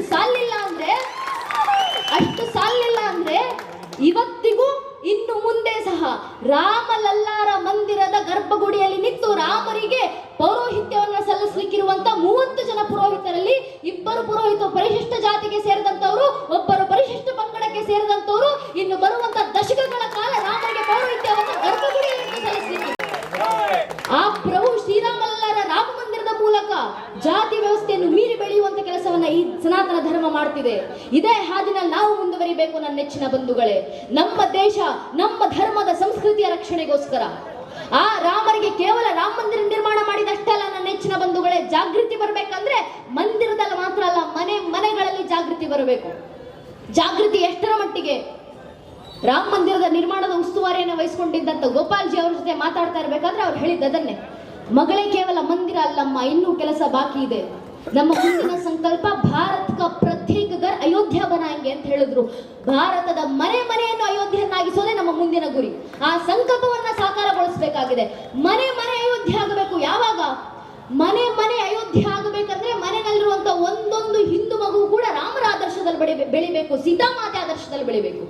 ರಾಮರ ಸೀತಾಮಾತೆ ಆದರ್ಶ ನಮ್ಮ ಮನೆಯ ಒಂದೊಂದು ಹಿಂದೂ ಯುವಕ ಯುವತಿಯರಲ್ಲಿ ಎಷ್ಟರ ಮಟ್ಟಿಗೆ ನೆಲೆಯೂರಿರಬೇಕು ಅಂದ್ರೆ, ಮುಂದೊಂದು ದಿನ ಈ ಬುದ್ಧಿಯೇ ಜೀವನ ಅನ್ಕೊಂಡಿರುವಂತ ಬುದ್ಧಿಜೀವಿಗಳು ಯಾರಾದ್ರೂ ನಮ್ಮ ಯುವಕ ಯುವತಿಯರ ಮುಂದೆ ನಿಂತು, ಅರೆ ನೀವು ಶ್ರೀರಾಮರನ್ನ ಅಷ್ಟೆಲ್ಲ ಆರಾಧಿಸ್ತೀರಾ, ಶ್ರೀರಾಮಚಂದ್ರರಿಗೆ ಮಂದಿರ ಕಟ್ಕೊಟ್ಟಿದ್ದೀರಾ, ಆದ್ರೆ ನಿಜವಾಗ್ಲೂ ರಾಮರ ಅಲ್ಲೇ ಹುಟ್ಟಿದ್ರು ಅನ್ನೋದಕ್ಕೆ ನಿಮ್ಮ ಹತ್ರ ಏನು ಸಾಕ್ಷಿ ಇದೆ ಅಂತ ನಮ್ಮ ಮುಂದೆ ಯಾರಾದ್ರೂ ಪ್ರಶ್ನೆ ಮಾಡಿದ್ರೆ, ದುರಾದೃಷ್ಟವಶಾತ್ ಇದು ಮುಂದೆ ಬರುವಂತ ಪ್ರಶ್ನೆ ಅಲ್ಲ ನನ್ನ ನೆಚ್ಚಿನ ಬಂಧುಗಳೇ, ಈಗಾಗಲೇ ಹುಟ್ಕೊಂಡಿರುವಂತ ಪ್ರಶ್ನೆ. ಕೋರ್ಟ್ನಲ್ಲಿ ನಿಂತು ರಾಮ ಮಂದಿರದ ಪರವಾಗಿ ಹೋರಾಡ್ತಿದ್ದಂತ ಕೆ ಪರಾಶರವರ ವಿರುದ್ಧ ನಿಂತಿದ್ದಂತ ಕಪಿಲ್ ಸಿಬ್ಬಲ್ ಎಂಬ ವಕೀಲರು ಕೋರ್ಟ್ನಲ್ಲಿ ನಿಂತು ಪ್ರಶ್ನೆ ಮಾಡ್ತಾರೆ, ರಾಮರು ಹುಟ್ಟಿದ್ರು ಅನ್ನೋದಕ್ಕೆ ಹಿಂದೂಗಳ ಹತ್ರ ಏನು ಸಾಕ್ಷಿ ಇದೆ ಅಂತ. ನಮ್ಮ ದೌರ್ಭಾಗ್ಯ, ನಮ್ಮ ಸಮಾಜದಲ್ಲಿ ಒಂದಿಷ್ಟು ಜನ ಇದ್ದಾರೆ, ನಿಮ್ಮ ರಾಮರು ಹುಟ್ಟೇ ಇಲ್ಲ, ನಿಮ್ಮ ರಾಮರು ಕಾಲ್ಪನಿಕ, ನಿಮ್ಮ ಶ್ರೀರಾಮಚಂದ್ರರು ಐತಿಹಾಸಿಕ ಪುರುಷ ಅಲ್ಲ ಅಂತ ನಾವು ಆರಾಧಿಸುವಂತ ಪ್ರಭು ಶ್ರೀರಾಮಚಂದ್ರರ ಅಸ್ತಿತ್ವಕ್ಕೆ ಪ್ರಶ್ನೆ ಚಿಹ್ನೆಯನ್ನ ಹಾಕುವಂತ 100 ಜನ ನಮ್ಮ ಸಮಾಜದಲ್ಲೇ ಬದುಕಿದ್ದಾರೆ, ಹುಟ್ಕೊಂಡಿದ್ದಾರೆ. ಈ ಪ್ರಶ್ನೆ ಮುಂದೆ ನಮ್ಮ ಮನೆಯ ಮುಂದೆ ಅಕಸ್ಮಾತ್ ಬಂದು ನಮ್ಮ ಯುವಕೇತರ ಮುಂದೆ ಈ ಪ್ರಶ್ನೆ ಬಂದ್ರೆ ನಮ್ಮ ಧರ್ಮದಲ್ಲಿ ಜಾಗೃತಿ ಎಷ್ಟಿರ್ಬೇಕಂದ್ರೆ ನಮ್ಮ ಒಂದೊಂದು ಹಿಂದೂ ಯುವಕ ಯುವತಿಯರು ಕೂಡ ಎದೆ ಒಪ್ಪಿಸ್ಕೊಂಡೆ ತಟ್ಕೊಂಡು ಹೇಳ್ಕೊಳ್ಬೇಕು, ಕೇವಲ ರಾಮರ ಅಲ್ಲ, ಇಡೀ ರಾಮರ ವಂಶ ವೃಕ್ಷದ ಅಸ್ತಿತ್ವಕ್ಕೆ ನಾನು ಸಾಕ್ಷಿಯನ್ನು ಕೊಡಬಲ್ಲೆ. ನಮ್ಮ ಯುವಕ ಯುವತಿಯರಿಂದ ಬಾಯಿಂದ ಬರಬೇಕು. ಮೊದಲಿಗೆ ಬಂದದ್ದು ಶ್ರೀಹರಿಯ ಮಗ ಬ್ರಹ್ಮನ ಮಗ ಮರೀಚಿ ಮಗ ಕಶ್ಯಪನ ಮಗ ಸೂರ್ಯನ ಮಗ ಮನುವಿನ ಮಗ ಇಕ್ಷ್ವಾಕುವಿನ ಮಗ ಕುಕ್ಷ ಮಗ ವಿಕುಕ್ಷ ಮಗ ಬಾಣನ ಮಗ ಅನರಾರಣ್ಯನ ಮಗ ಭೃದುವಿನ ಮಗ ತ್ರಿಶಂಕುವಿನ ಮಗ ದುಂಡುಮಾರನ ಮಗ ಮಾಂಧಾತನ ಮಗ ಸುಸಂಧಿಯ ಮಗ ಧ್ರುವಸಂಧಿಯ ಮಗ ಭರತನ ಮಗ ಅಶೀತನ ಮಗ ಸಗರನ ಮಗ ಅಸಮಂಜಸನ ಮಗ ಅಂಶುಮಂತನ ಮಗ ಭಗೀರಥನ ಮಗ ಕುಕುತ್ಸು, ಕುಕುತ್ಸುವಿನ ಮಗ ರಘು, ರಘುವಿನ ಮಗ ಪ್ರವೃದ್ಧ, ಪ್ರವೃದ್ಧನ ಮಗ ಶಶಂಕು, ಶಶಂಕುವಿನ ಮಗ ಸುದರ್ಶನ, ಸುದರ್ಶನ ಮಗ ಅಗ್ನಿವರ್ಣ, ಅಗ್ನಿವರ್ಣನ ಮಗ ಶೀಘ್ರವೇದ, ಶೀಘ್ರವೇದನ ಮಗ ಮರು, ಮರುವಿನ ಮಗ ಪ್ರಶೀಶಕ, ಪ್ರಶೀಶಕನ ಮಗ ಅಂಬರೀಷ, ಅಂಬರೀಷನ ಮಗ ನಘೂಷ, ನಘೂಷನ ಮಗ ಯಯಾತಿ, ಯಯಾತಿಯ ಮಗ ನಾಭಾಗ, ನಾಭಾಗನ ಮಗ ಅಜ, ಅಜನ ಮಗ ದಶರಥ, ದಶರಥನ ಮಗನೇ ರಘುವಂಶದ ರಾಘವ. ಹೇಳುವ ಮಟ್ಟಕ್ಕೆ ನಮ್ಮ ಹಿಂದೂ ಮನೆಯ ಒಬ್ಬೊಬ್ಬ ಹಿಂದೂ ಯುವಕ ಯುವತಿಯರಲ್ಲೂ ಜಾಗೃತಿ ಬಂದ್ರೆ ಸಾಕು ನನ್ನ ನೆಚ್ಚಿನ ಬಂಧುಗಳೇ. ಇಷ್ಟೇ ಜಾಗೃತಿ, ಇಷ್ಟು ಜಾಗೃತಿ ನಮ್ಮ ಧರ್ಮದಲ್ಲಿ ಬಂದ್ರೆ ಸಾಕು. ಮುಂದೊಂದು ದಿನ ಈ ಸನಾತನ ಧರ್ಮವನ್ನ ಅಲಿಗಾಡಿಸುವ ಸಾಮರ್ಥ್ಯವು ಜಗತ್ತಿನ ಯಾವ ಬಾಹ್ಯ ಶಕ್ತಿಗೂ ಇರೋದಿಲ್ಲ. ಇವತ್ತು ನಾವು ಮಾಡಬೇಕಾಗಿರೋ ಕೆಲಸ ಇದೆ. ಈ ಜಾಗೃತಿಯನ್ನ ಮನೆ ಮನೆಯಲ್ಲಿ ಬಂದ್ರೆ, ಮನೆ ಮನೆಯಲ್ಲಿ ನಾವು ರಾಮರಿಗೆ ಜಯವನ್ನ ತಂದು ಕೊಟ್ರೆ ದೇಶದಲ್ಲಿ ಧರ್ಮಕ್ಕೆ ಜಯ ಆಗುತ್ತೆ. ಇದು ನಾನು ಹೇಳ್ತಾ ಇರೋದಲ್ಲ, ನಮ್ಮ ಪೂರ್ವಿಕರು ಬರೆದು ಹೋದಂತ ಮಾತು. ರಘುವೀರ ಗದ್ಯಂನ ನಮ್ಮ ಪೂರ್ವಿಕರು ಬರೆದು ಹೋಗಿದ್ದಾರೆ. ದಶವದನ ದಮಿತ ದೈವದ ಪರಿಷದ ಅಭ್ಯರ್ಥಿತ ದಾಶರಥಿ ಭಾವ ದಿನಕರ ಕುಲ ಕಮಲ ದಿವಾಕರ ದಿವಿಷದಧಿಪತಿ ರಣಸಾಚರಣ ಚತುರ ದಶರಥ ಚರಮರಣ ವಿಮೋಚನ ಕೌಶಲ ಸುತಾ ಕುಮಾರ ಭಾವ ಕಂಚುಕಿತ ಕಾರಣಾಕಾರ ಕೌಮಾರ ಕೇಳಿ ಗೋಪಾಯಿತ ಕೌಶಿಕಾಧ್ವರ ರಣಾಧ್ವರ ಧುರ್ಯ ಭವ್ಯ ದಿವ್ಯಾಸ್ತ್ರ ಬೃಂದ ವಂದಿತ ಪ್ರಣತ ಜನ ವಿಮತ ವಿಮತಡ ಧೂರ್ ಲಳಿತ ದೌರ್ ಲಳಿತ ತಣುತರ ವಿಷಿಕ ತಾಡನ ವಿಕಟಿತ ವಿಶರಾರು ವಿಶರಾರು ತಾಟಕ ತಾಟಕೆಯ ಅಂತ ರಘುವೀರ ಗದ್ಯಂನಲ್ಲಿ ಬರೆದು ಹೋದ್ರು ನಮ್ಮ ಪೂರ್ವಿಕರು. ಅರ್ಥಾತ್ ಯಾವಾಗೆಲ್ಲ ಧರ್ಮಕ್ಕೆ ಸಂಕಟ ಬರುತ್ತೋ ಆಗೆಲ್ಲ ರಾಮರ ಅವತರಿಸಿ ಬರ್ತಾರೆ. ರಾಮರಿಗೆ ಜಯ ಆದಾಗೆಲ್ಲ ಧರ್ಮಕ್ಕೆ ಜಯ ಆಗುತ್ತೆ. ನಿಶ್ಚಿತವಾದ ಮಾತು ಅಂತ ನಮ್ಮ ಪೂರ್ವಿಕರು ನಮ್ಗೆ ಹೇಳಿಕೊಟ್ಟೋದಂತ ವಿಷಯ. ಗುರುಗಳ ಯಜ್ಞಕ್ಕೆ ರಾಕ್ಷಸರು ತೊಂದರೆಯನ್ನುಂಟು ಮಾಡಿದಾಗ ಬಾಲರಾಮ ಬಾಣವನ್ನ ಹಿಡಿದು ಕೋದಂಡರಾಮನಾಗಿ ಎಂದು ನಿಂತರು. ಅಲ್ಲಿ ರಾಕ್ಷಸರ ಸಂಹಾರವನ್ನ ಮಾಡಿದ್ರು. ಮಾರೀಚ ಎಂಬ ರಾಕ್ಷಸರನ್ನ ಅಲ್ಲಿಂದ ಓಡಿಸಿದ್ರು. ಅಲ್ಲಿ ರಾಮರಿಗೆ ಜಯ ಆಯಿತು. ಎಂದಿನಂತೆ ಧರ್ಮಕ್ಕೆ ಜಯ ಆಯಿತು. ತಾಟಕಿ ಎಂಬ ರಾಕ್ಷಸಿ ಮತ್ತು ಆಕೆಯ ಮಕ್ಕಳ ಸಂಹಾರ ಮಾಡಲಿಕ್ಕೆ ರಾಮರೆಂದು ನಿಂತರು. ಅಲ್ಲಿ ರಾಮನಿಗೆ ಜಯ ಆಯಿತು. ಎಂದಿನಂತೆ ಧರ್ಮಕ್ಕೆ ಜಯ ಆಯಿತು. ದಶವದನ ದಶಮುಖ ರಾವಣನ ಸಂಹಾರವನ್ನ ಮಾಡ್ಲಿಕ್ಕೆ ರಾಮರೆಂದು ನಿಂತರು. ಅಲ್ಲಿ ರಾಮರಿಗೆ ಜಯ ಆಯಿತು. ಯಥಾಖಚಿತವಾಗಿ ಧರ್ಮಕ್ಕೆ ಜಯ ಆಯಿತು. ರಾಮರಿಗೆ ಜಯ ಆದಾಗೆಲ್ಲ ಧರ್ಮಕ್ಕೆ ಜಯ ಆಗುತ್ತೆ ಅನ್ನೋದು ನಿಶ್ಚಿತವಾದಂತ ಮಾತು ನನ್ನ ನೆಚ್ಚಿನ ಬಂಧುಗಳೇ. ಅದಕ್ಕೆ ನಾವು ರಾಮರಿಗೆ ಜಯವನ್ನ ತಂದುಕೊಡ್ಬೇಕಾಗಿದೆ. ಆ ರಾಮನಲ್ಲಿರುವಂತ ಭಕ್ತಿ ನಮ್ಮಲ್ಲಿ ಇನ್ನಷ್ಟು ಊರ್ಧ್ವಮುಖವಾಗಿ ಬೆಳೆದ್ರೆ, ರಾಮನಲ್ಲಿರುವಂತ ಭಕ್ತಿ, ನಮ್ಮ ಧರ್ಮದ ದೇವರುಗಳ ಮೇಲಿರುವಂತ ನಮಗಿರುವಂತ ನಂಬಿಕೆ, ಆ ಗಣಪತಿಯ ಮೇಲೆ ನಾವು ಇಟ್ಟಿರುವಂತ ನಂಬಿಕೆ, ಈ ನಂಬಿಕೆ ಭಕ್ತಿ ಆಧಾರದ ಮೇಲೆ ಇವತ್ತಿಗೂ ಜೀವಂತವಾಗಿರುವಂತ ಧರ್ಮ ನಮ್ಮದು.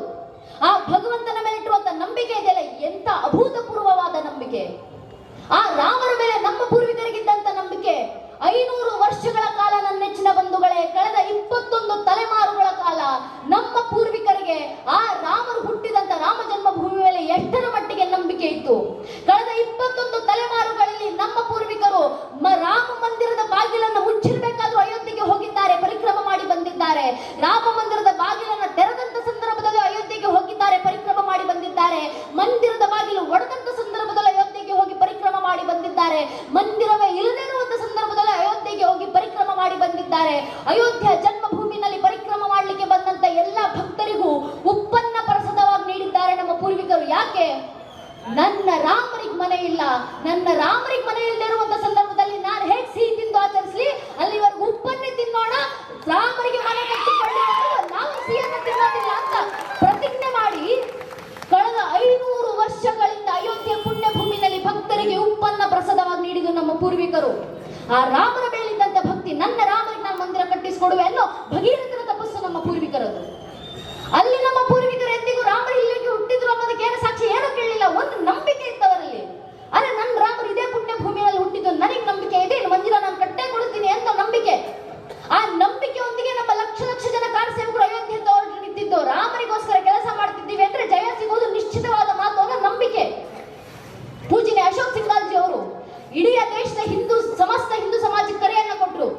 रोम रोम में रमे हुए राम के लिए आओ कार सेवको, बनो कार सेवको, मिटो कार सेवको, अगर समय पड़े तो अयोध्या में बहती सरयू नदी को अपने लहू से लाल करना पड़े तो डरो ना कार सेवको ಅಂತ ಅಶೋಕ್ ಸಿಂಗಾಲ್ಜಿ ಅವರು ಒಂದು ಕರೆಯನ್ನು ಕೊಟ್ಟಿದ್ರು.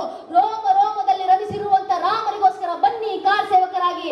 ಸಮಯ ಬಂದ್ರೆ ಅಯೋಧ್ಯೆಯಲ್ಲಿ ಹರಿತಾ ಇರುವಂತ ಸರಿಯೂ ನದಿಯನ್ನ ನಿಮ್ಮ ರಕ್ತದಿಂದ ಕೆಂಪಾಗಿಸುವಂತ ಪರಿಸ್ಥಿತಿ ಬಂದರೂ ಕೂಡ ಹಿಂಜರಿಯದಿರಿ ಕಾರ್ ಸೇವಕರೇ ಅಂತ ಅಶೋಕ್ ಸಿಂಗಾಲ್ಜಿ ಅವರು ಕರೆಯನ್ನು ಕೊಟ್ಟರು. ಆ ಪೂಜನೀಯರ ಕರೆಗೆ ದೇಶದ ಲಕ್ಷ ಜನ ಹಿಂದೂ ಬಾಂಧವರು ಅಯೋಧ್ಯೆ ಅಯೋಧ್ಯೆ ಹತ್ರ ಹರಿದು ಬಂದ್ರು. ಅಯೋಧ್ಯೆ ಹತ್ರ ಬಂದಂತ ಅಷ್ಟು ಹಿಂದೂ ಕಾರ ಸೇವಕರು ರಾಮ್ಲಲ್ಲಾ ಮಾಯಂಗೆ ಮಂದಿರ್ ವಹಿ ಬನಾಯಂಗೆ ಬಚ್ಚಾ ಬಚ್ಚಾ ರಾಮ ಕಾ ಜನ್ಮಭೂಮಿ ಕೆ ಕಾಮ್ ಕಾ ಅಂತ ಘೋಷಣೆಗಳನ್ನಾಗ್ತಾ ಕಾರ ಸೇವೆಯನ್ನ ಮುಂದುವರಿಸಿದ್ರು. ಆ ರಾಮರ ಮೇಲಿದ್ದಂತ ಭಕ್ತಿಯ ಕಾರಣ, ನಂಬಿಕೆಯ ಕಾರಣ, ಆ ಕಾರ ಸೇವಕರು ನಮ್ಮ ಪೂರ್ವಿಕರು ಮಾಡಿದಂತ ಪರಿಶ್ರಮದ ಪ್ರತಿಫಲ ಇಂದು ರಾಮ ಮಂದಿರವನ್ನ ಜೀವಂತ ಸಾಕ್ಷಿಯಾಗಿ ನಾವು ಕಣ್ತುಂಬಿಸ್ಕೊಳ್ತಾ ಇದ್ದೀವಿ. ನಮ್ಮ ತಲೆಮಾರಿನ ಸೌಭಾಗ್ಯ. ಆ ನಂಬಿಕೆ ಆಧಾರದ ಮೇಲೆ, ಇಷ್ಟು ನಂಬಿಕೆ ನಮ್ಮ ಪೂರ್ವಿಕರಿಗೆ ನಮ್ಮ ಧರ್ಮದ ಮೇಲೆ ಇದ್ದಿದ್ರಿಂದಲೇ ನಮ್ಮ ಮೇಲೆ ಸಾವಿರಾರು ವರ್ಷಗಳ ಕಾಲ ದಾಳಿ ಆದ್ರೂ ಈ ಧರ್ಮವನ್ನ ನಾಶ ಮಾಡ್ಲಿಕ್ಕೆ ಯಾರಿಂದಲೂ ಆಗ್ಲಿಲ್ಲ. ಈ ಧರ್ಮದ ಮೇಲೆ, ನಮ್ಮ ಸನಾತನ ಧರ್ಮವನ್ನ ನಾಶ ಮಾಡ್ಬೇಕು ಅಂತ ಎಷ್ಟು ಜನ ಬಂದ್ರು. ಒಬ್ಬ ರಾಜಕಾರಣಿಗಳು ಪಕ್ಕದ ರಾಜ್ಯದಲ್ಲಿ ನಿಂತು ಹೇಳಿದ್ರಲ್ಲ, ಎರಾಡಿಕೇಶನ್ ಆಫ್ ಸನಾತನ ಧರ್ಮ, ಸನಾತನ ಧರ್ಮದ ಮೂಲೋತ್ಪಾಟನೆ ಮಾಡ್ತೀವಂತ. ಸನಾತನ ಧರ್ಮ ನಾಶ ಮಾಡ್ಬೇಕು ಅಂತ ಬಂದಂತ ಸಾವಿರ ಜನರು ಯಾರ ಕೈಯಿಂದಲೂ ಆಗ್ಲಿಲ್ಲ. ಯಾಕೆ ಗೊತ್ತೇ ನನ್ನ ನೆಚ್ಚಿನ ಬಂಧುಗಳೇ? ಈ ಧರ್ಮದ ರಕ್ಷಣೆಗೆ ಸ್ವತಃ ಭಗವಂತ ನಿಂತಿದ್ದಾನೆ. ನಾನು ಹೇಳ್ತಾ ಇರೋದಲ್ಲ, ಸ್ವತಃ ಭಗವಂತ ಶ್ರೀಕೃಷ್ಣ ಪರಮಾತ್ಮ ಭಗವದ್ಗೀತೆಯಲ್ಲಿ ಹೇಳುವಂತ ಮಾತು. ಭಗವದ್ಗೀತೆ 9ನೇ ಅಧ್ಯಾಯದ 31ನೇ ಶ್ಲೋಕದಲ್ಲಿ ಅರ್ಜುನನಿಗೆ ಕೃಷ್ಣ ಹೇಳ್ತಾರೆ, ಕೌಂತೆಯ ಪ್ರತಿಜಾನಿಹಿ ನಮೇ ಭಕ್ತ ಪ್ರಣಶತಿ, o son of Kunti, declare it boldly that the devotees of my never perish. ಅರ್ಥಾತ್ ಕುಂತ್ಯ ಪುತ್ರ ಅರ್ಜುನ, ಜಗತ್ತಿನ ಮುಂದೆ ಘಂಟಾಘೋಷವಾಗಿ ಸಾರಿ ಬಿಡು, ನನ್ನ ಧರ್ಮವನ್ನು ಪಾಲಿಸುವಂತ ಈ ಸನಾತನಿಗಳ ನಾಶ ಎಂದಿಗೂ ಸಾಧ್ಯವಿಲ್ಲ. ಯಾಕೆ? ಈ ಧರ್ಮದ ರಕ್ಷಣೆಗೆ ಸ್ವತಃ ಭಗವಂತ ನಿಂತಿದ್ದಾನೆ. ಅರ್ಜುನ ಭಗವದ್ಗೀತೆ 11ನೇ ಅಧ್ಯಾಯದ ವಿಶ್ವರೂಪ ದರ್ಶನದ ಸಂದರ್ಭದಲ್ಲಿ ಕೃಷ್ಣನಿಗೆ ಅರ್ಜುನ ಹೇಳ್ತಾರೆ, ತ್ವಮೇವ ಸನಾತನ ಧರ್ಮಗೋಪ್ತ, ಸನಾತನ ಧರ್ಮದ ಶಾಶ್ವತ ರಕ್ಷಕ ಅಂತಿದ್ರೆ ಅದು ನೀನೇನಪ್ಪ ಕೃಷ್ಣ ಪರಮಾತ್ಮ, ನೀನೇ ಧರ್ಮವನ್ನ ಕಾಪಾಡ್ಕೊಳ್ಬೇಕು. ಭಗವಂತ ಕೊಟ್ಟಂತ ಧ್ವಜ ಭಗವದ್ಧ್ವಜ, ಭಗವಂತ ಕೊಟ್ಟಂತ ಗೀತೆ ಭಗವದ್ಗೀತೆ, ಎರಡರ ರಕ್ಷಣೆಗೆ ಭಗವಂತ ನಿಂತಿದ್ದಾನೆ. ಆ ಭಗವಂತ ನಿಂತಿರೋದ್ರಿಂದಲೇ ಮಾತನ್ನ ಹೊಂದಿಕೊಂಡ್ರೆ ಒಮ್ಮೆ ಇತಿಹಾಸದ ಪುಟಗಳನ್ನ ತಿರುವು ಹಾಕಿ ನೋಡಿದಾಗ ನಮ್ಗೆ ಅರ್ಥ ಆಗುತ್ತೆ ನನ್ನ ನೆಚ್ಚಿನ ಬಂಧುಗಳೇ. ಇದೇ ಜಗತ್ತಿನಲ್ಲಿ ಒಂದು ಜನಾಂಗ ಇತ್ತು, ಈಜಿಪ್ಷಿಯನ್ ಜನಾಂಗ. ಕೇವಲ 21 ವರ್ಷಗಳ ಕಾಲ ಒಂದೇ ಒಂದು ಜನಾಂಗ ನಿರಂತರ ಈಜಿಪ್ಷಿಯನ್ ಜನಾಂಗದ ಮೇಲೆ ದಾಳಿ ಮಾಡಿತು. ಪರಿಣಾಮ ಇಡೀ ಈಜಿಪ್ಷಿಯನ್ ಜನಾಂಗ ಮಣ್ಣಾಗಿ ಹೋಯಿತು. ಟರ್ಕಿ ಕೇವಲ 14 ವರ್ಷದಲ್ಲಿ ಒಂದೇ ಒಂದು ದಾಳಿಗೆ ಟರ್ಕಿನಲ್ಲಿ ಇದ್ದಂತ ಮೂಲ ಜನಾಂಗ ಅಳಿಸಿ ಹೋಯಿತು. ಇರಾನ್ ಕೇವಲ 10 ವರ್ಷಗಳಲ್ಲಿ ಒಂದೇ ಒಂದು ದಾಳಿಗೆ ಇಡೀ ಇರಾನ್ ರಾಷ್ಟ್ರದಲ್ಲಿದ್ದಂತ ಮೂಲ ಜನಾಂಗ ಅಳಿಸಿ ಹೋಯಿತು. ಯುರೋಪ್ ಕೇವಲ 48-49 ವರ್ಷಗಳಲ್ಲಿ ಒಂದೇ ಒಂದು ಜನಾಂಗದ ದಾಳಿಗೆ ಇಡೀ ಯುರೋಪ್ ಖಂಡದಲ್ಲಿದ್ದಂತ ಮೂಲ ಜನಾಂಗ ಅಳಿಸಿ ಹೋಯಿತು. ಪ್ರಾಚೀನ ಅಂತ ಕರೆಸ್ಕೊಂಡಂತ 35 ಜನಾಂಗಗಳಿದ್ವು. ಎಲ್ಲೋ ಇದ್ವು ಪ್ರಾಚೀನ ಜನಾಂಗಗಳು.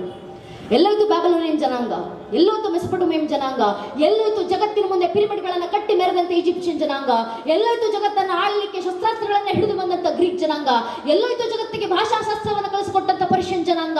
ಜನಾಂಗಕ್ಕೆ ಜನಾಂಗವೇ ಅಳಿಸಿ ಹೋಗಿದೆ ನನ್ನ ನೆಚ್ಚಿನ ಬಂಧುಗಳೇ. ಪ್ರಾಚೀನ ಅಂತ ಕರೆಸ್ಕೊಂಡಂತ 35 ಜನಾಂಗಗಳು ಅಲ್ಪಾಯುಗಳಾಗಿ ಕಾಲಗರ್ಭ ಸೇರಿದವು. ನಮ್ಮ ಕಣ್ಣು ಮುಂದೆ ಕಣ್ಣು ತೆರೆದಂತ ನೂರಾರು ಮತಪಂಥಗಳು ಕಣ್ಮರೆಯಾದವು.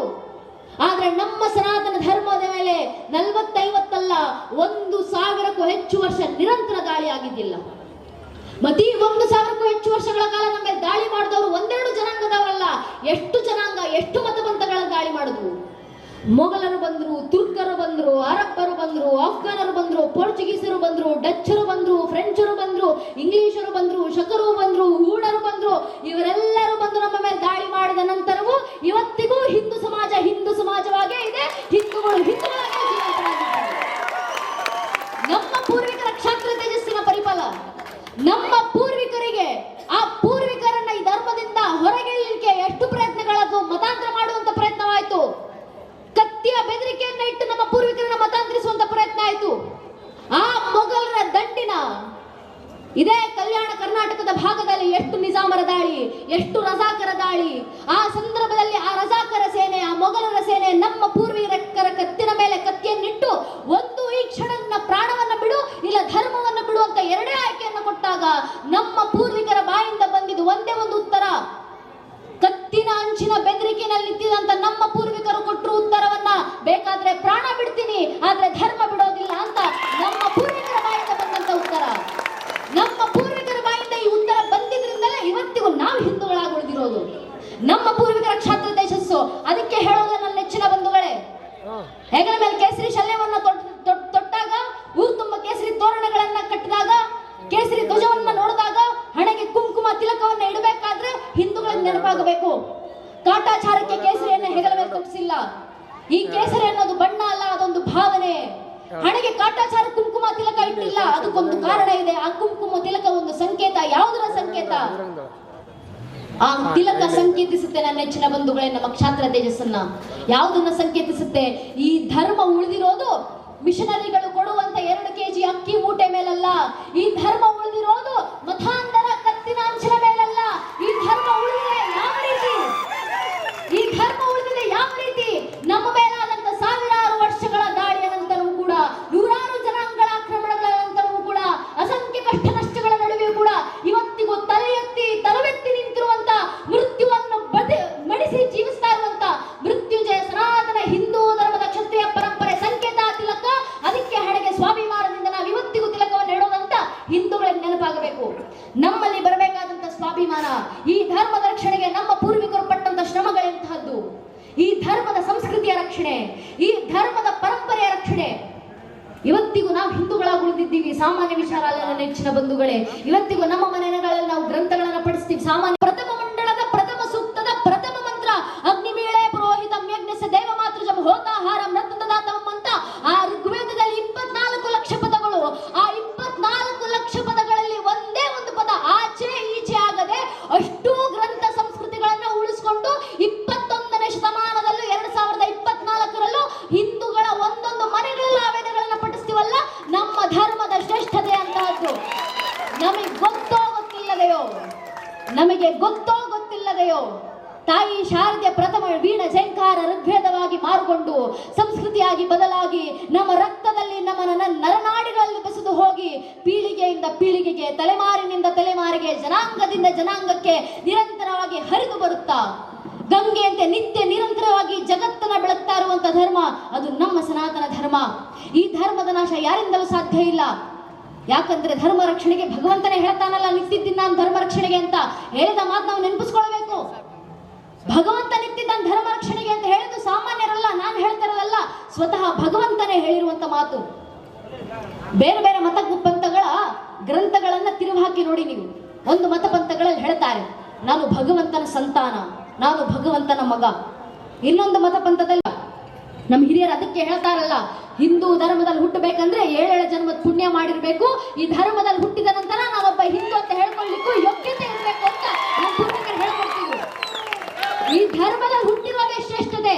ಆದ್ರೆ ಈ ಧರ್ಮವನ್ನು ಉಳಿಸಿ ಮುಂದಿನ ಪೀಳಿಗೆಗೆ ಕೊಡುವಂತ ಧರ್ಮ ಜಾಗೃತಿಯ ಕಾರ್ಯಯೋಗ ಇದೆಯಲ್ಲ, ಆ ಕರ್ಮಯೋಗವನ್ನು ಪಾಲಿಸುವುದು ನಮ್ಮ ಹೊಣೆಗಾರಿಕೆ.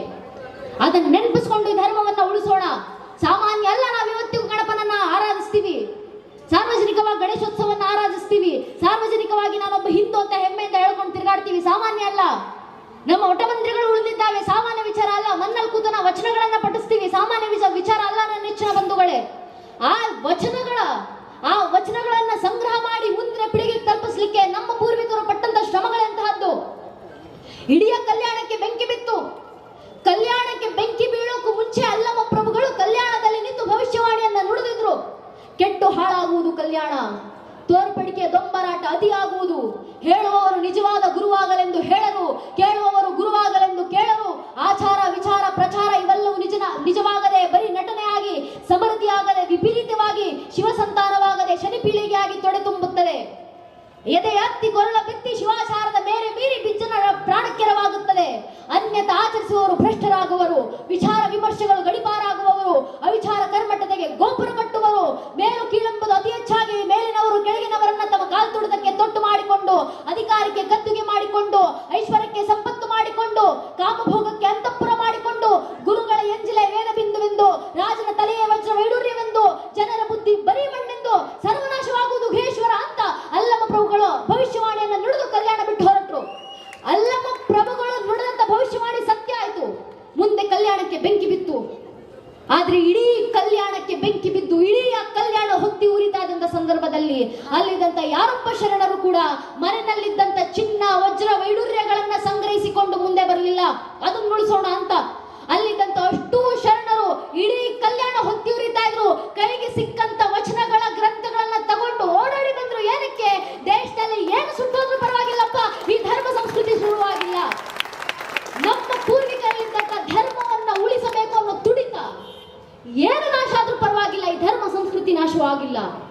ಆ ಪೂರ್ವಿಕರು, ನಮ್ಮ ಪೂರ್ವಿಕರಿಗೆ ಈ ಧರ್ಮದ ಮೇಲಿದ್ದಂತ ಭಕ್ತಿ, ಈ ಧರ್ಮವನ್ನ ಇದೇ ರೀತಿ ಮುಂದಿನ ಪೀಳಿಗೆಗೆ ಉಳಿಸುತ್ತೆ ಅನ್ನೋ ನಂಬಿಕೆ, ಆ ನಂಬಿಕೆಯಿಂದ ಅಷ್ಟೆಲ್ಲ ಶ್ರಮ ಪಟ್ಟು ನಮ್ಮ ಕೈಗೆ ಧರ್ಮವನ್ನ ಬಿಟ್ಟೋಗಿದ್ದಾರೆ.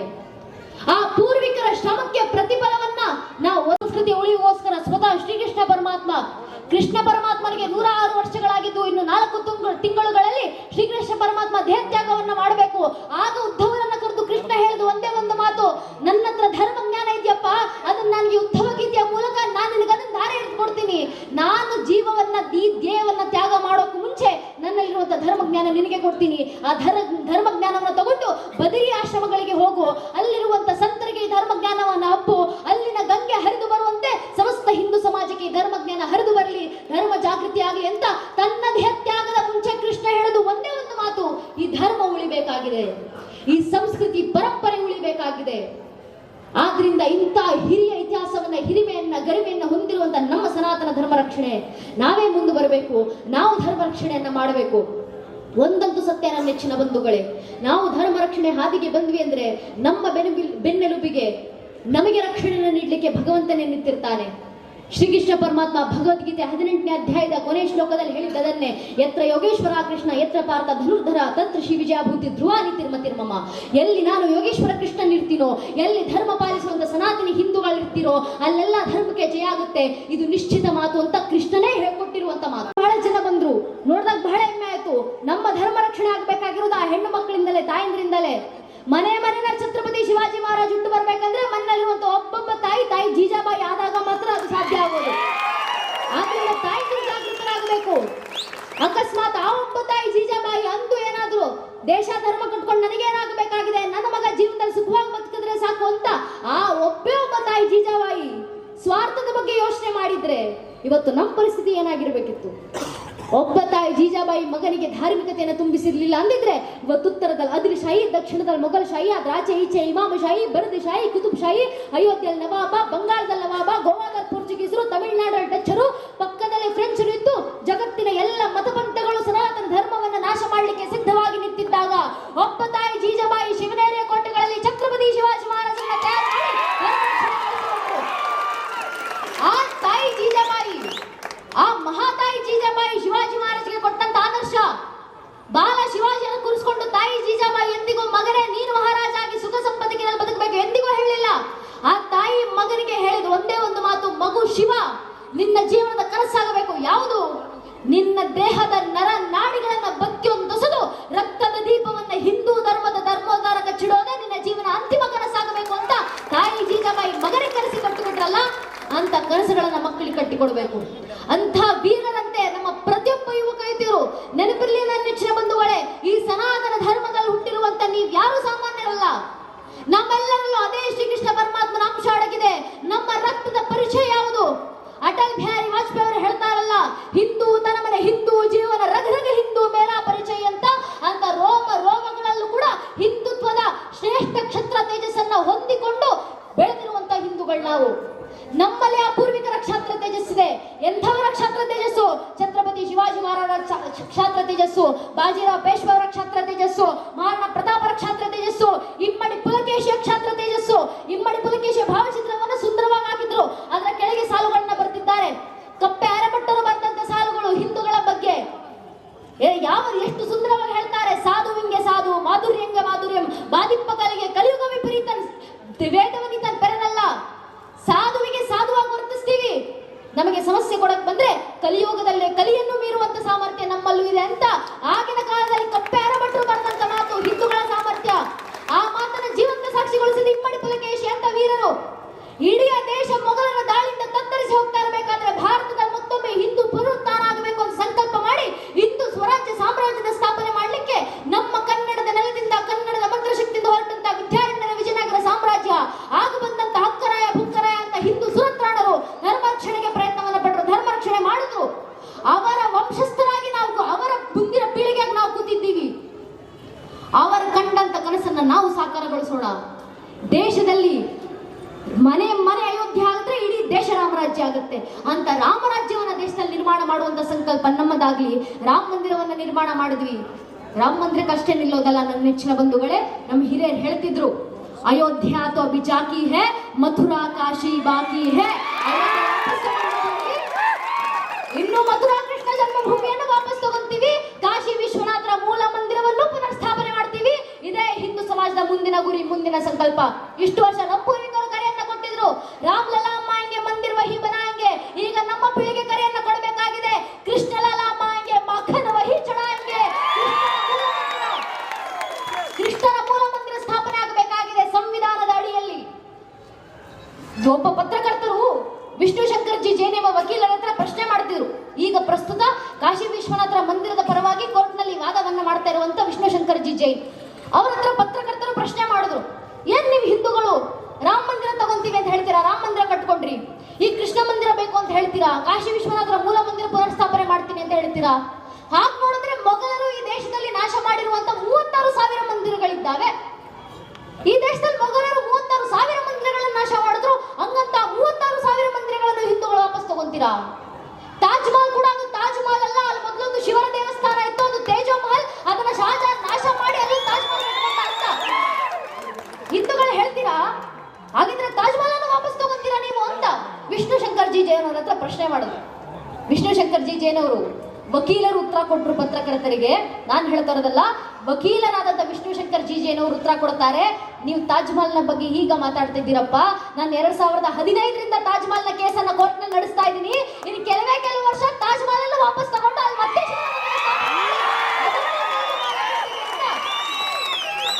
ವಿಷ್ಣು ಶಂಕರ್ ಜಿ ಜೈನ್ ಅವರು ಉತ್ತರ ಕೊಟ್ಟಿದ್ರು. ಭಗವಂತನ ದಯೆಯಿಂದ ಖಂಡಿತವಾಗಲೂ ದೇಶದಲ್ಲಿ ಮೂಲೆ ಮೂಲೆಯಲ್ಲಿರುವಂತ ನಮ್ಮ ಧಾರ್ಮಿಕ ಕ್ಷೇತ್ರಗಳು ಮರಳಿ ನಮ್ಮ ಬಳಿ ಬರ್ತಿದ್ದಾವೆ. ರಾಮರ ಮಂದಿರ ಸ್ಥಾಪನೆ ಮಾಡಿದ್ದೀವಿ, ಕಾಶ್ಮೀರದಲ್ಲಿ ತಾಯಿ ಶಾರದೆ ಪೀಠದ ಪುನರ್ಜೀವನವನ್ನು ಗೊಳಿಸಿದ್ದೀವಿ. ಇನ್ನು ಮುಂದೆ ಕೃಷ್ಣರ ಮಂದಿರ, ಕಾಶಿ ವಿಶ್ವನಾಥರ ಮೂಲ ಮಂದಿರವನ್ನು ಸಂವಿಧಾನದ ಅಡಿನಲ್ಲಿ ಮರುಸ್ಥಾಪನೆಯನ್ನ ಮಾಡ್ತೀವಿ. ಆದ್ರೆ ಕೃಷ್ಣನ ಮಂದಿರ ಸ್ಥಾಪನೆ ಆಗುವಂತ ಸಂದರ್ಭಕ್ಕೂ ಒಂದಿಷ್ಟು ಜನ ಬುದ್ಧಿಜೀವಿಗಳು ಪ್ರಶ್ನೆ ಮಾಡ್ತಾರೆ ಹಿಂದೂ ಸಮಾಜದ ಹತ್ರ, ಏನ್ ಹಿಂದೂಗಳು ಕೃಷ್ಣನ ಮಂದಿರ ಕಟ್ತೀವಿ ಅಂತ ಹೇಳ್ತೀರಾ, ಆದ್ರೆ ನಿಜವಾಗ್ಲೂ ಕೃಷ್ಣರು ಅಲ್ಲೇ ಹುಟ್ಟಿದ್ರು ಅನ್ನೋದಕ್ಕೆ ಹಿಂದೂ ಸಮಾಜದತ್ತ ಏನ್ ಸಾಕ್ಷಿ ಇದೆ? ಬರುತ್ತೆ ನನ್ನ ನೆಚ್ಚಿನ ಬಂಧುಗಳ ಈ ಪ್ರಶ್ನೆಗಳು ಮುಂದಿನ ದಿನ ಬುದ್ಧಿಜೀವಿಗಳಿಂದ.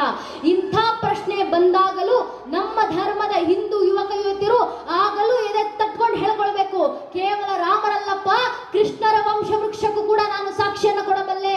ನಮ್ಮ ಸನಾತನ ಧರ್ಮದ ಯುವಕ ಯುವತಿಯರ ಬಾಯಿಂದ ಬರಬೇಕು. ಮೊದಲಿಗೆ ಬಂದದ್ದು ಶ್ರೀ ವಿಷ್ಣು, ಶ್ರೀ ವಿಷ್ಣುವಿನ ಮಗ ಬ್ರಹ್ಮ, ಬ್ರಹ್ಮನ ಮಗ ಮರೀಚಿ, ಮರೀಚ ಮಗ ಕಶ್ಯಪ, ಕಶ್ಯಪನ ಮಗ ವೈವಾಸ್ವನ, ವೈವಾಸ್ವನ ಮಗ ಮನು, ಮನುವಿನ ಮಗ ಇಳ, ಇಳನ ಮಗ ಪುರೂರವ, ಪುರೂರವನ ಮಗ ಅಯು, ಅಯುವಿನ ಮಗ ನಘೂಷ, ನಘೂಷನ ಮಗ ಯಯಾತಿ, ಯಯಾತಿಯ ಮಗ ಯದು, ಯದುವಿನ ಮಗ ಕ್ರೋಸ್ತು, ಕ್ರೋಸ್ತುವಿನ ಮಗ ಧ್ವಜೀವನ್, ಧ್ವಜೀವನ ಮಗ ಸ್ವಾತಿ, ಸ್ವಾತಿಯ ಮಗ ಋಷಂಕು, ಋಷಂಕುವಿನ ಮಗ ಚಿತ್ರರಥ, ಚಿತ್ರರಥನ ಮಗ ಶಶಿಬಿಂದು, ಶಶಿಬಿಂದುವಿನ ಮಗ ಪ್ರತುಷಾರ, ಪ್ರತುಷಾರನ ಮಗ ಪೃಥ್ಯೋತ್ತಮ, ಪೃಥ್ಯೋತ್ತನ ಮಗ ಉಷಾನು, ಉಷಾನನ ಮಗ ಶಿತಾಪು, ಶಿತಾಪುವಿನ ಮಗ ರುಕುಮ ಕವಚ, ರುಕುಮ ಕವಚನ ಮಗ ಪಾರಾವೃತ, ಪಾರಾವೃತನ ಮಗ ಜ್ಞಾಪೋಗ, ಜ್ಞಾಪೋಗನ ಮಗ ವಿಧ್ರವ, ವಿಧ್ರವನ ಮಗ ಕ್ರೋತ್, ಕ್ರೋತ್ನ ಮಗ ಕುಂತಿ, ಕುಂತಿಯ ಮಗ ದೃಷ್ಟಿ, ದೃಷ್ಟಿ ಮಗ ನಿಧೃತಿ, ನಿಧೃತಿಯ ಮಗ ದಾಸಾಯಿ, ದಾಸಾಯ ಮಗ ವ್ಯೋಮ, ವ್ಯೋಮನ ಮಗ ಜಿಮುತ, ಜಿಮುತನ ಮಗ ವಿಕೃತಿ, ವಿಕೃತಿಯ ಮಗ ಭೀಮರಥ, ಭೀಮರಥನ ಮಗ ನವರಥ, ನವರಥನ ಮಗ ದಶರಥ, ದಶರಥನ ಮಗ ಶಾಕೂನಿ, ಶಾಕೂನಿಯ ಮಗ ಕರಂಭಿ,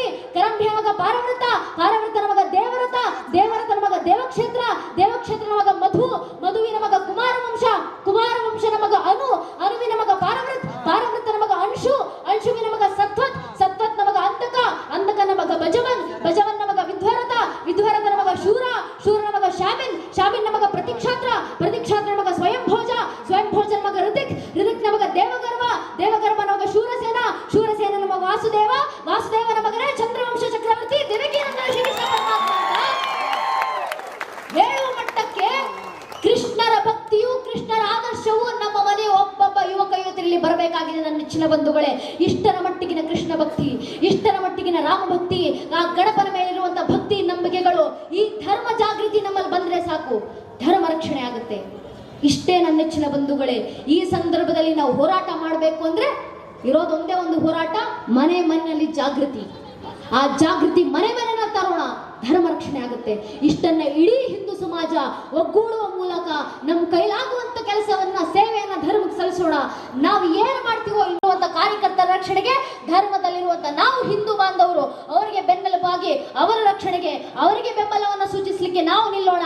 ಏನ್ ಮಾಡ್ತೀವೋ ಇಲ್ವೋ, ದಯವಿಟ್ಟು ಕಾರ್ಯಕ್ರಮದಿಂದ ವಾಪಸ್ ಹೋಗೋಕೆ ಮುಂಚೆ ನಿಮ್ಮ ಸುತ್ತಮುತ್ತ ಹೆಗಲ ಮೇಲೆ ಕೇಸರಿ ಶಲ್ಯ ಹಾಕೊಂಡು ನಿಂತಿರ್ತಾರಲ್ಲ, ಆ ಕಾರ್ಯಕರ್ತರ ಬನ್ನಿ, ಆ ಕಾರ್ಯಕರ್ತರ ಹತ್ರ ಬಂದು ಹೆಗಲು ತಟ್ಟಿ ಧರ್ಮದ ಕೆಲಸ ಮಾಡ್ತಾ ಇದೆಯಪ್ಪ, ಊರನ್ನ ಜಾಗೃತಿಗೊಳಿಸ್ತಾ ಇದೆಯಾ, ನೋಡಿದ್ರೆ ಹೆಮ್ಮೆ ಆಗುತ್ತೆ ನಮಗೆ ಅಂತ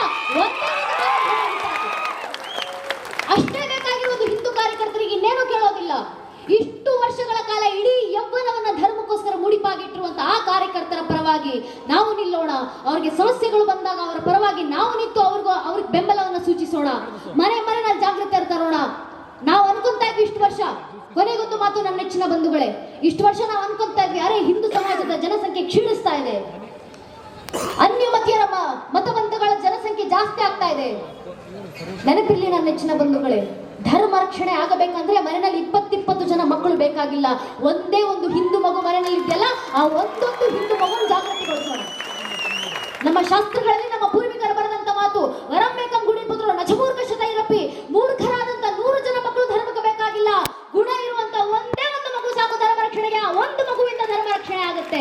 ಅದಕ್ಕೆ ರಾವಣನಿಗೂ 7 ಜನ ಮಕ್ಕಳಿದ್ರು. ಇಂದ್ರನನ್ನೇ ಸೋಲಿಸಿದಂತ ಇಂದ್ರಜಿತು ಮೇಘನಾದ ಇದ್ದ. ಆ ಮೇಘನಾದನಿಂದ ಹಿಡಿದು ಅಕ್ಷಯ ಕುಮಾರನವರೆಗೂ ರಾವಣನ 7 ಜನ ಮಕ್ಕಳನ್ನು ಸಂಹಾರ ಮಾಡಲಿಕ್ಕೆ, ರಾವಣನ ಸಮೇತ ಸಂಹಾರ ಮಾಡಲಿಕ್ಕೆ ಬೇಕಾಗಿದ್ದು ಒಬ್ಬೊಬ್ಬ ಶ್ರೀರಾಮಚಂದ್ರರು. ಇಡೀ ಕೌರವ ಸೇನೆ ನಿರ್ನಾಮ ಮಾಡಲಿಕ್ಕೆ ಬೇಕಾಗಿದ್ದು 5 ಜನ ಪಂಚಪಾಂಡವರು. ಇಡೀ ಕುರುಕ್ಷೇತ್ರ ಯುದ್ಧವನ್ನು ಮುಗಿಸ್ಲಿಕ್ಕೆ ಬೇಕಾಗಿದ್ದು ಒಬ್ಬೊಬ್ಬ ಶ್ರೀಕೃಷ್ಣ ಪರಮಾತ್ಮರು. ಅಂತ ಒಂದೊಂದು ಮಗು ಮನೆಯಲ್ಲಿದೆ. ಕವಿಗಳು ಹೇಳ್ತಾರಲ್ಲ, ಚಂದನ್ನೇ ಸದೇಶ್ ಕಿ ಮಿಟ್ಟಿ ನದಿ ನದಿಯ ಗಂಗಾ ಹೈ, ಹರ್ ಬಾಲಾ ದೇವಿ ಕಿ ಪ್ರತಿಮಾ ಬಚ್ಚಾ ಬಚ್ಚಾ ರಾಮ್ ಹೈ. ಮನೆಯಲ್ಲಿ ರಾಮರಿದ್ದಾರೆ, ಮನೆಯಲ್ಲಿ ಸಾಕ್ಷಾತ್ ಸೀತಾ ಮಾತೆ ಆದರ್ಶ ಇರುವಂತಹ ಸತ್ವ ಇರುವಂತಹ ಮಕ್ಕಳಿದ್ದಾರೆ. ಅದೇ ಆದರ್ಶದಲ್ಲ ಮಕ್ಕಳನ್ನು ಬೆಳೆಸೋಣ, ಆ ಮುಂದಿನ ಪೀಳಿಗೆಯನ್ನು ಜಾಗೃತಿಗೊಳಿಸೋಣ, ಧರ್ಮ ರಕ್ಷಣೆಯನ್ನು ನಾವೆಲ್ಲರೂ ಒಗ್ಗೂಡಿ ಮಾಡೋಣ ಅಂತ ಹೇಳ್ತಾ ನಂಗೆ 2 ಮಾತನಾಡಲಿಕ್ಕೆ ಅವಕಾಶ ಮಾಡಿಕೊಟ್ಟಿರುವಂತ ಸಂಘಟನೆಯ ಸಮಿತಿಯ ಎಲ್ಲ ಹಿರಿಯರಿಗೆ ಹಾಗೂ ಗುರು ಮಹಾರಾಜು ಶಾರದಾ ಮಾತನ್ನು ಆಡಿಸಿದಂತೆ 2 ಮಾತನ್ನು ಕೇಳಿಸ್ಕೊಂಡಂತ ದಿವ್ಯತ್ರಿಯರಿಗೆ, ಗಣ್ಯರಿಗೆ, ದೇಶಭಕ್ತ ಬಾಂಧವರಿಗೆ, ಮಾತಾ ಭಗಿನಿಯರಿಗೆ ಹಾಗೂ ಇಡೀ ಕಾರ್ಯಕ್ರಮದಲ್ಲಿ ನಮಗೆ ಸಹಕಾರ ನೀಡಿರುವಂತಹ ಆರಕ್ಷಕ ಬಾಂಧವರಿಗೆ, ಪತ್ರಕರ್ತ ಬಾಂಧವರಿಗೆ ಹಾಗೂ ಎಲ್ಲ ಹಿರಿಯರ ಪಾದಗಳಿಗೆ ಮತ್ತೊಮ್ಮೆ ಹಿಂಡು ಹುಲಿಗಳ ಗುಂಡಿಗೆ ನಡೆಸಿರ್ತಕ್ಕಂಥ ಏಕೈಕ ಧರ್ಮ ಯಾವ್ದಾದ್ರೆ ಅದು ಹಿಂದೂ ಸಮಾಜ ಅಂತೇಳಿ ಇವತ್ತಿನ ದಿವಸ ನೀವೆಲ್ಲರೂ ಹೆಮ್ಮೆಲಿಂದ ಹೇಳಬೇಕಾಗ್ತದೆ. ಯಾಕಂತಂದ್ರೆ ಇವತ್ತಿನ ದಿವಸ ಹಿಂದೂಗಳು ಶಾಂತಿ ಪ್ರಿಯರು ಅಂತ ಹೇಳ್ತಾರೆ. ಹಿಂದೂಗಳು ಶಾಂತಿ ಪ್ರಿಯರು, ಅವ್ರು ಯಾವುದೇ ಕಾರಣಕ್ಕೂ ಶಸ್ತ್ರಗಳನ್ನು ಹಿಡಿಯೋದಿಲ್ಲ, ಅವ್ರು ಎಲ್ಲರೂ ಶಾಂತಿ ಪ್ರಿಯರು ಅಂತ ಹೇಳ್ತಾರೆ. ಯಾಕಂತಂದ್ರೆ ಅಹಿಂಸಾ ಪರಿಪಾಲನೆ ಮಾಡ್ತಕ್ಕಂಥವ್ರು ನಾವು ಎಲ್ಲ ಅಂತ ಹೇಳ್ತೇವೆ. ಧರ್ಮದ ವಿಷಯದಲ್ಲಿ ಏನಾದರೂ ತಪ್ಪುಗಳು ನಡೆದ್ರೆ ಛತ್ರಪತಿ ಶಿವಾಜಿ ಮಹಾರಾಜರ ಕತ್ತಿಯಿಂದ ಹೋರಾಡ್ತಕ್ಕಂಥ ಒಂದು ತಾಕತ್ತು ಹಿಂದೂ ಸಮಾಜಕ್ಕೆ ಇದೆ ಅಂತೇಳಿ ಇವತ್ತಿನ ದಿವಸ ನೀವೆಲ್ಲರೂ ತಿಳ್ಕೋಬೇಕಾಗ್ತದೆ. ಅಂತ ಒಂದು ಇವತ್ತಿನ ದಿವಸ ನಮ್ಮ ಸುರೇಶ್ ಅವರು ಹೇಳಿದರು, ನಾಳೆ ವಿಸರ್ಜನೆ ಮಾಡ್ತಕ್ಕಂಥ ಸಂದರ್ಭದಲ್ಲಿ ತಾವೆಲ್ಲರೂ ಬರಬೇಕು ಅಂತ ಹೇಳಿದ್ರು.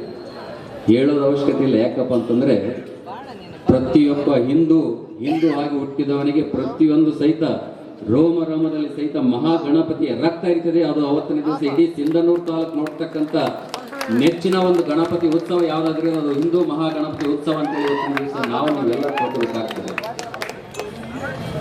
ಪ್ರತಿಯೊಂದು ಸಹಿತ ಧರ್ಮದಲ್ಲಿ ಏನಾದ್ರೂ ಒಂದು ಕೆಲಸಗಳು ಬಂದಾಗ ಅಡೆತಡೆಗಳು ಬರ್ತವೆ. ಯಾಕಂತಂದ್ರೆ ಮಾನ ಅಪಮಾನಗಳು ಇದ್ರೆ ಸಹಿತ ಆ ಕಾರ್ಯಕ್ಕೆ ಯಶಸ್ವಿ ಆಗ್ಲಿಕ್ಕೆ ಸಾಧ್ಯ. ಮಾನ ಆಗಿದೆ ಅಂತೇಳಿ ನೀವೇನಾದ್ರೂ ದೂರ ಓಡಿದ್ರೆ, ಯಾಕಂತಂದ್ರೆ ಮೊನ್ನೆ ಸನ್ಮಾನ ಮಾಡ್ಕೊಳ್ಳೋ ತಪ್ಪಕ್ಕಾಗುತ್ತೆ. ಯಾಕಂತಂದ್ರೆ ಯಾವುದಕ್ಕೂ ತಲೆ ಕೆಡಿಸ್ಕೊಬಾರ್ದು ನೀವು. ಮಾನ ಅಪಮಾನ ಇವೆರಡು ಮನುಷ್ಯನ ಜೀವನದಲ್ಲಿ ಬಂದು ಹೋಗ್ತಕ್ಕಂಥವ್ರು. ಆದ್ದರಿಂದ ನೀವು ಯಾವುದು ತಲೆ ಕೆಡಿಸ್ಕೊಳ್ಳಾರ್ದೆ ನೀವು ಮಹಾಗಣಪತಿಗೋಸ್ಕರ ನೀವು ನಿಮ್ಮ ಜೀವನವನ್ನು ಮುಡಿಪಾಗಿಟ್ಟಿದ್ದೀರಿ, ಹಿಂದೂ ಸಮಾಜಕ್ಕೋಸ್ಕರ ನಿಮ್ಮ ಜೀವನವನ್ನು ಮುಡಿಪಾಗಿಟ್ಟಿದ್ದೀರಿ. ಇಂಥ ರಾಕ್ಷಸರು ಎಷ್ಟೇ ಬಂದರೂ ಸಹಿತ ಅದು ಏನು ಮಾಡಕ್ ಆಗ್ಲಿಂಗಿಲ್ಲ ಅಂತ ಇವತ್ತಿನ ದಿವಸ ಹೆಮ್ಮೆಯಿಂದ ನಿಮಗೆ ಕರೆ ಕೊಡ್ತಿದ್ದೀನಿ. ಯಾಕಂತಂದ್ರೆ ಅವತ್ತಿನಿಂದ ಇವತ್ತಿನವರೆಗೂ ನಾನು ಸನಾತನ ಧರ್ಮ ನಾಶ ಮಾಡ್ತೀನಿ ಅಂತ ಹೇಳಿ ನಾಶ ಆಗಿ ಹೋಗ್ಯಾರ ಇವತ್ತಿನ ದಿವಸ ಎಲ್ಲರೂ. ಯಾಕಂತಂದ್ರೆ ಹಿಂದೂ ಸಮಾಜ ನಾಶ ಮಾಡ್ತೀನಿ ಅಂತ ಹೇಳಿ ಹೊರಗಡೆಯಿಂದ ಬಂದವ್ರತಕ್ಕಿಂತ ಒಳಗಡೆ ಬಂದವರು ಬಹಳಷ್ಟು ಜನ ಅದಾರೆ. ನಾವು ಬಂದು ಕಿಡ್ಕೊಂಡು ಶತ್ರುಗಳು ನೋಡಿತೀವಿ, ಆದ್ರೆ ಇಲ್ಲಿ ಹಿತಶತ್ರುಗಳು ಬಹಳಷ್ಟು ಜನ ಅದಾರ. ಹಿತಶತ್ರುಗಳಿಗೆ ಯಾವಾಗ ನಾವು ಬಂದು ಕಿಡ್ಕೊಂಡು ಹೊಡಿತೀವಿ ಅವಾಗ ನಮ್ಮ ಹಿಂದೂ ಸಮಾಜ ಉಳಿಲಿಕ್ಕೆ ಸಾಧ್ಯ. ಉದಾಹರಣೆಗೆ ಮೊನ್ನೆ ನಮ್ಮ ಹಾರಿಕ ಮಂಜುನಾಥರು ಬಹಳಷ್ಟು ಚಂದ ಹೇಳಿದ್ರು. ಯಾಕಂತಂದ್ರೆ ನಮ್ಮ ಒಂದು ಪಕ್ಕದ ದೇಶದ ಒಂದು ಜೈಘೋಷಕ್ಕೆ ಹೋಗ್ತಾರಪ್ಪ ಅಂತಂದ್ರೆ ನಮ್ಮ ಹಿಂದೂ ಸಮಾಜ ಎಷ್ಟು ನಾವು ಅವರನ್ನು ತಾಳ್ಮೆಯಿಂದ ನೋಡ್ಕೊಂತೀವಿ ಅಂತೇಳಿ ನಾವು ಆಲೋಚನೆ ಮಾಡಬೇಕಾಗ್ತದೆ. ಯಾಕಂದ್ರೆ ಮೊನ್ನೆ ಒಬ್ಬ ಹೇಳಿದ, ಅದು ಯಾರು ಅಂತೇಳಿ ರಾಜಕಾರಣಿ ನಮ್ಮ ಸಾರಿಕಾ ಮಂಜುನಾಥ್ ಅವರು ಹೇಳಿದ್ರು, 10 ನಿಮಿಷಗಳ ಕಾಲ ಕಾನೂನು ಎಲ್ಲವನ್ನು ಬದಿಗಿಡ್ರಿ, ನಾವು ಹಿಂದೂ ಸಮಾಜವನ್ನು ಸುಟ್ಟಾಕ್ತೀವಿ ಅಂತ ಹೇಳಿದ್ರು. ಅದು ಯಾರು ಅಂತೇಳಿ ನಿಮಗೆ ಗೊತ್ತಿರ್ತದೆ. 10 ನಿಮಿಷಗಳ ಕಾಲ ಕಾನೂನು ಸುವ್ಯವಸ್ಥೆಯನ್ನು ಕಣ್ಣು ಮುಚ್ಕೊಂಡು ಕೊಡ್ರಿ, ನಾವು ಹಿಂದೂಗಳನ್ನು ಸುಟ್ಟಾಕ್ತೀವಿ ಅಂತ ಹೇಳಿದ್ರು. ಹಿಂದೂಗಳು ಸುಟ್ಟಾಕ್ತೀನಿ ಅಂತ ಹೇಳಿ ಎಲ್ಲರೂ ನೀವೇ ಸುಟ್ಟೋಗಿರಿ, ನಮ್ಮನೇನು ಸುಡ್ತಾರಂತ ನಾವು ಎಚ್ಚರದಿಂದ ಕೇಳಬೇಕಾಗ್ತದೆ. ಯಾಕಂತಂದ್ರೆ ಯಾವುದೇ ಕಾರಣಕ್ಕೂ ಸಹಿತ ಧರ್ಮವನ್ನು ರಕ್ಷಣೆ ಮಾಡ್ತಕ್ಕಂಥ ಶ್ರೀಕೃಷ್ಣ ಪರಮಾತ್ಮ ಇದ್ದಾಗ, ಆ ಒಂದು ಧರ್ಮವನ್ನು ರಕ್ಷಣೆ ಮಾಡ್ತಕ್ಕಂಥ ನೀವೆಲ್ಲರೂ ಇದ್ದಾಗ ಎಂಥ ರಾಕ್ಷಸರು ಬಂದರೂ ಸಹಿತ ಈ ಹಿಂದೂ ಸಮಾಜವನ್ನು ಏನು ಮಾಡಲಿಕ್ಕೆ ಸಾಧ್ಯ ಇಲ್ಲ ಅಂತೇಳಿ ಇವತ್ತಿನ ದಿವಸ ನೀವೆಲ್ಲರೂ ತಿಳ್ಕೊಂಡು. ಯಾಕಂತಂದ್ರೆ ನಮ್ಮ ಸಾರಿಕ ಮಂಜುನಾಥ್ ಅವರು ಬಹಳಷ್ಟು ಭಗವದ್ಗೀತೆಯ ಶ್ಲೋಕಗಳನ್ನು ಹೇಳಿದರು, ಹಲವಾರು ನೀತಿ ಕಥೆಗಳನ್ನು ಹೇಳಿದ್ರು. ಯಾಕಂದ್ರೆ ಇವತ್ತಿನ ದಿವಸ ಹಿಂದೂ ಸಮಾಜ ಉಳಿಬೇಕಪ್ಪ ಅಂತಂದ್ರೆ ನಾವು ಹಿಂದೂ ಧರ್ಮದ ರಕ್ಷಣೆ ಮಾಡಿದಾಗ ಮಾತ್ರ ನಾವು ಹಿಂದೂಗಳಾಗಿ ಅನಿಸ್ಲಿಕ್ಕೆ ಸಾಧ್ಯ ಅಂತೇಳಿ ಇವತ್ತಿನ ದಿವಸ ತಿಳಿಸಿ. ಯಾಕಂತಂದ್ರೆ ನಮ್ಮ ಗುರುಗಳು ಸೋಮನಾಥ ಶಿವಾಚಾರ್ಯರ ಆಶೀರ್ವಾದ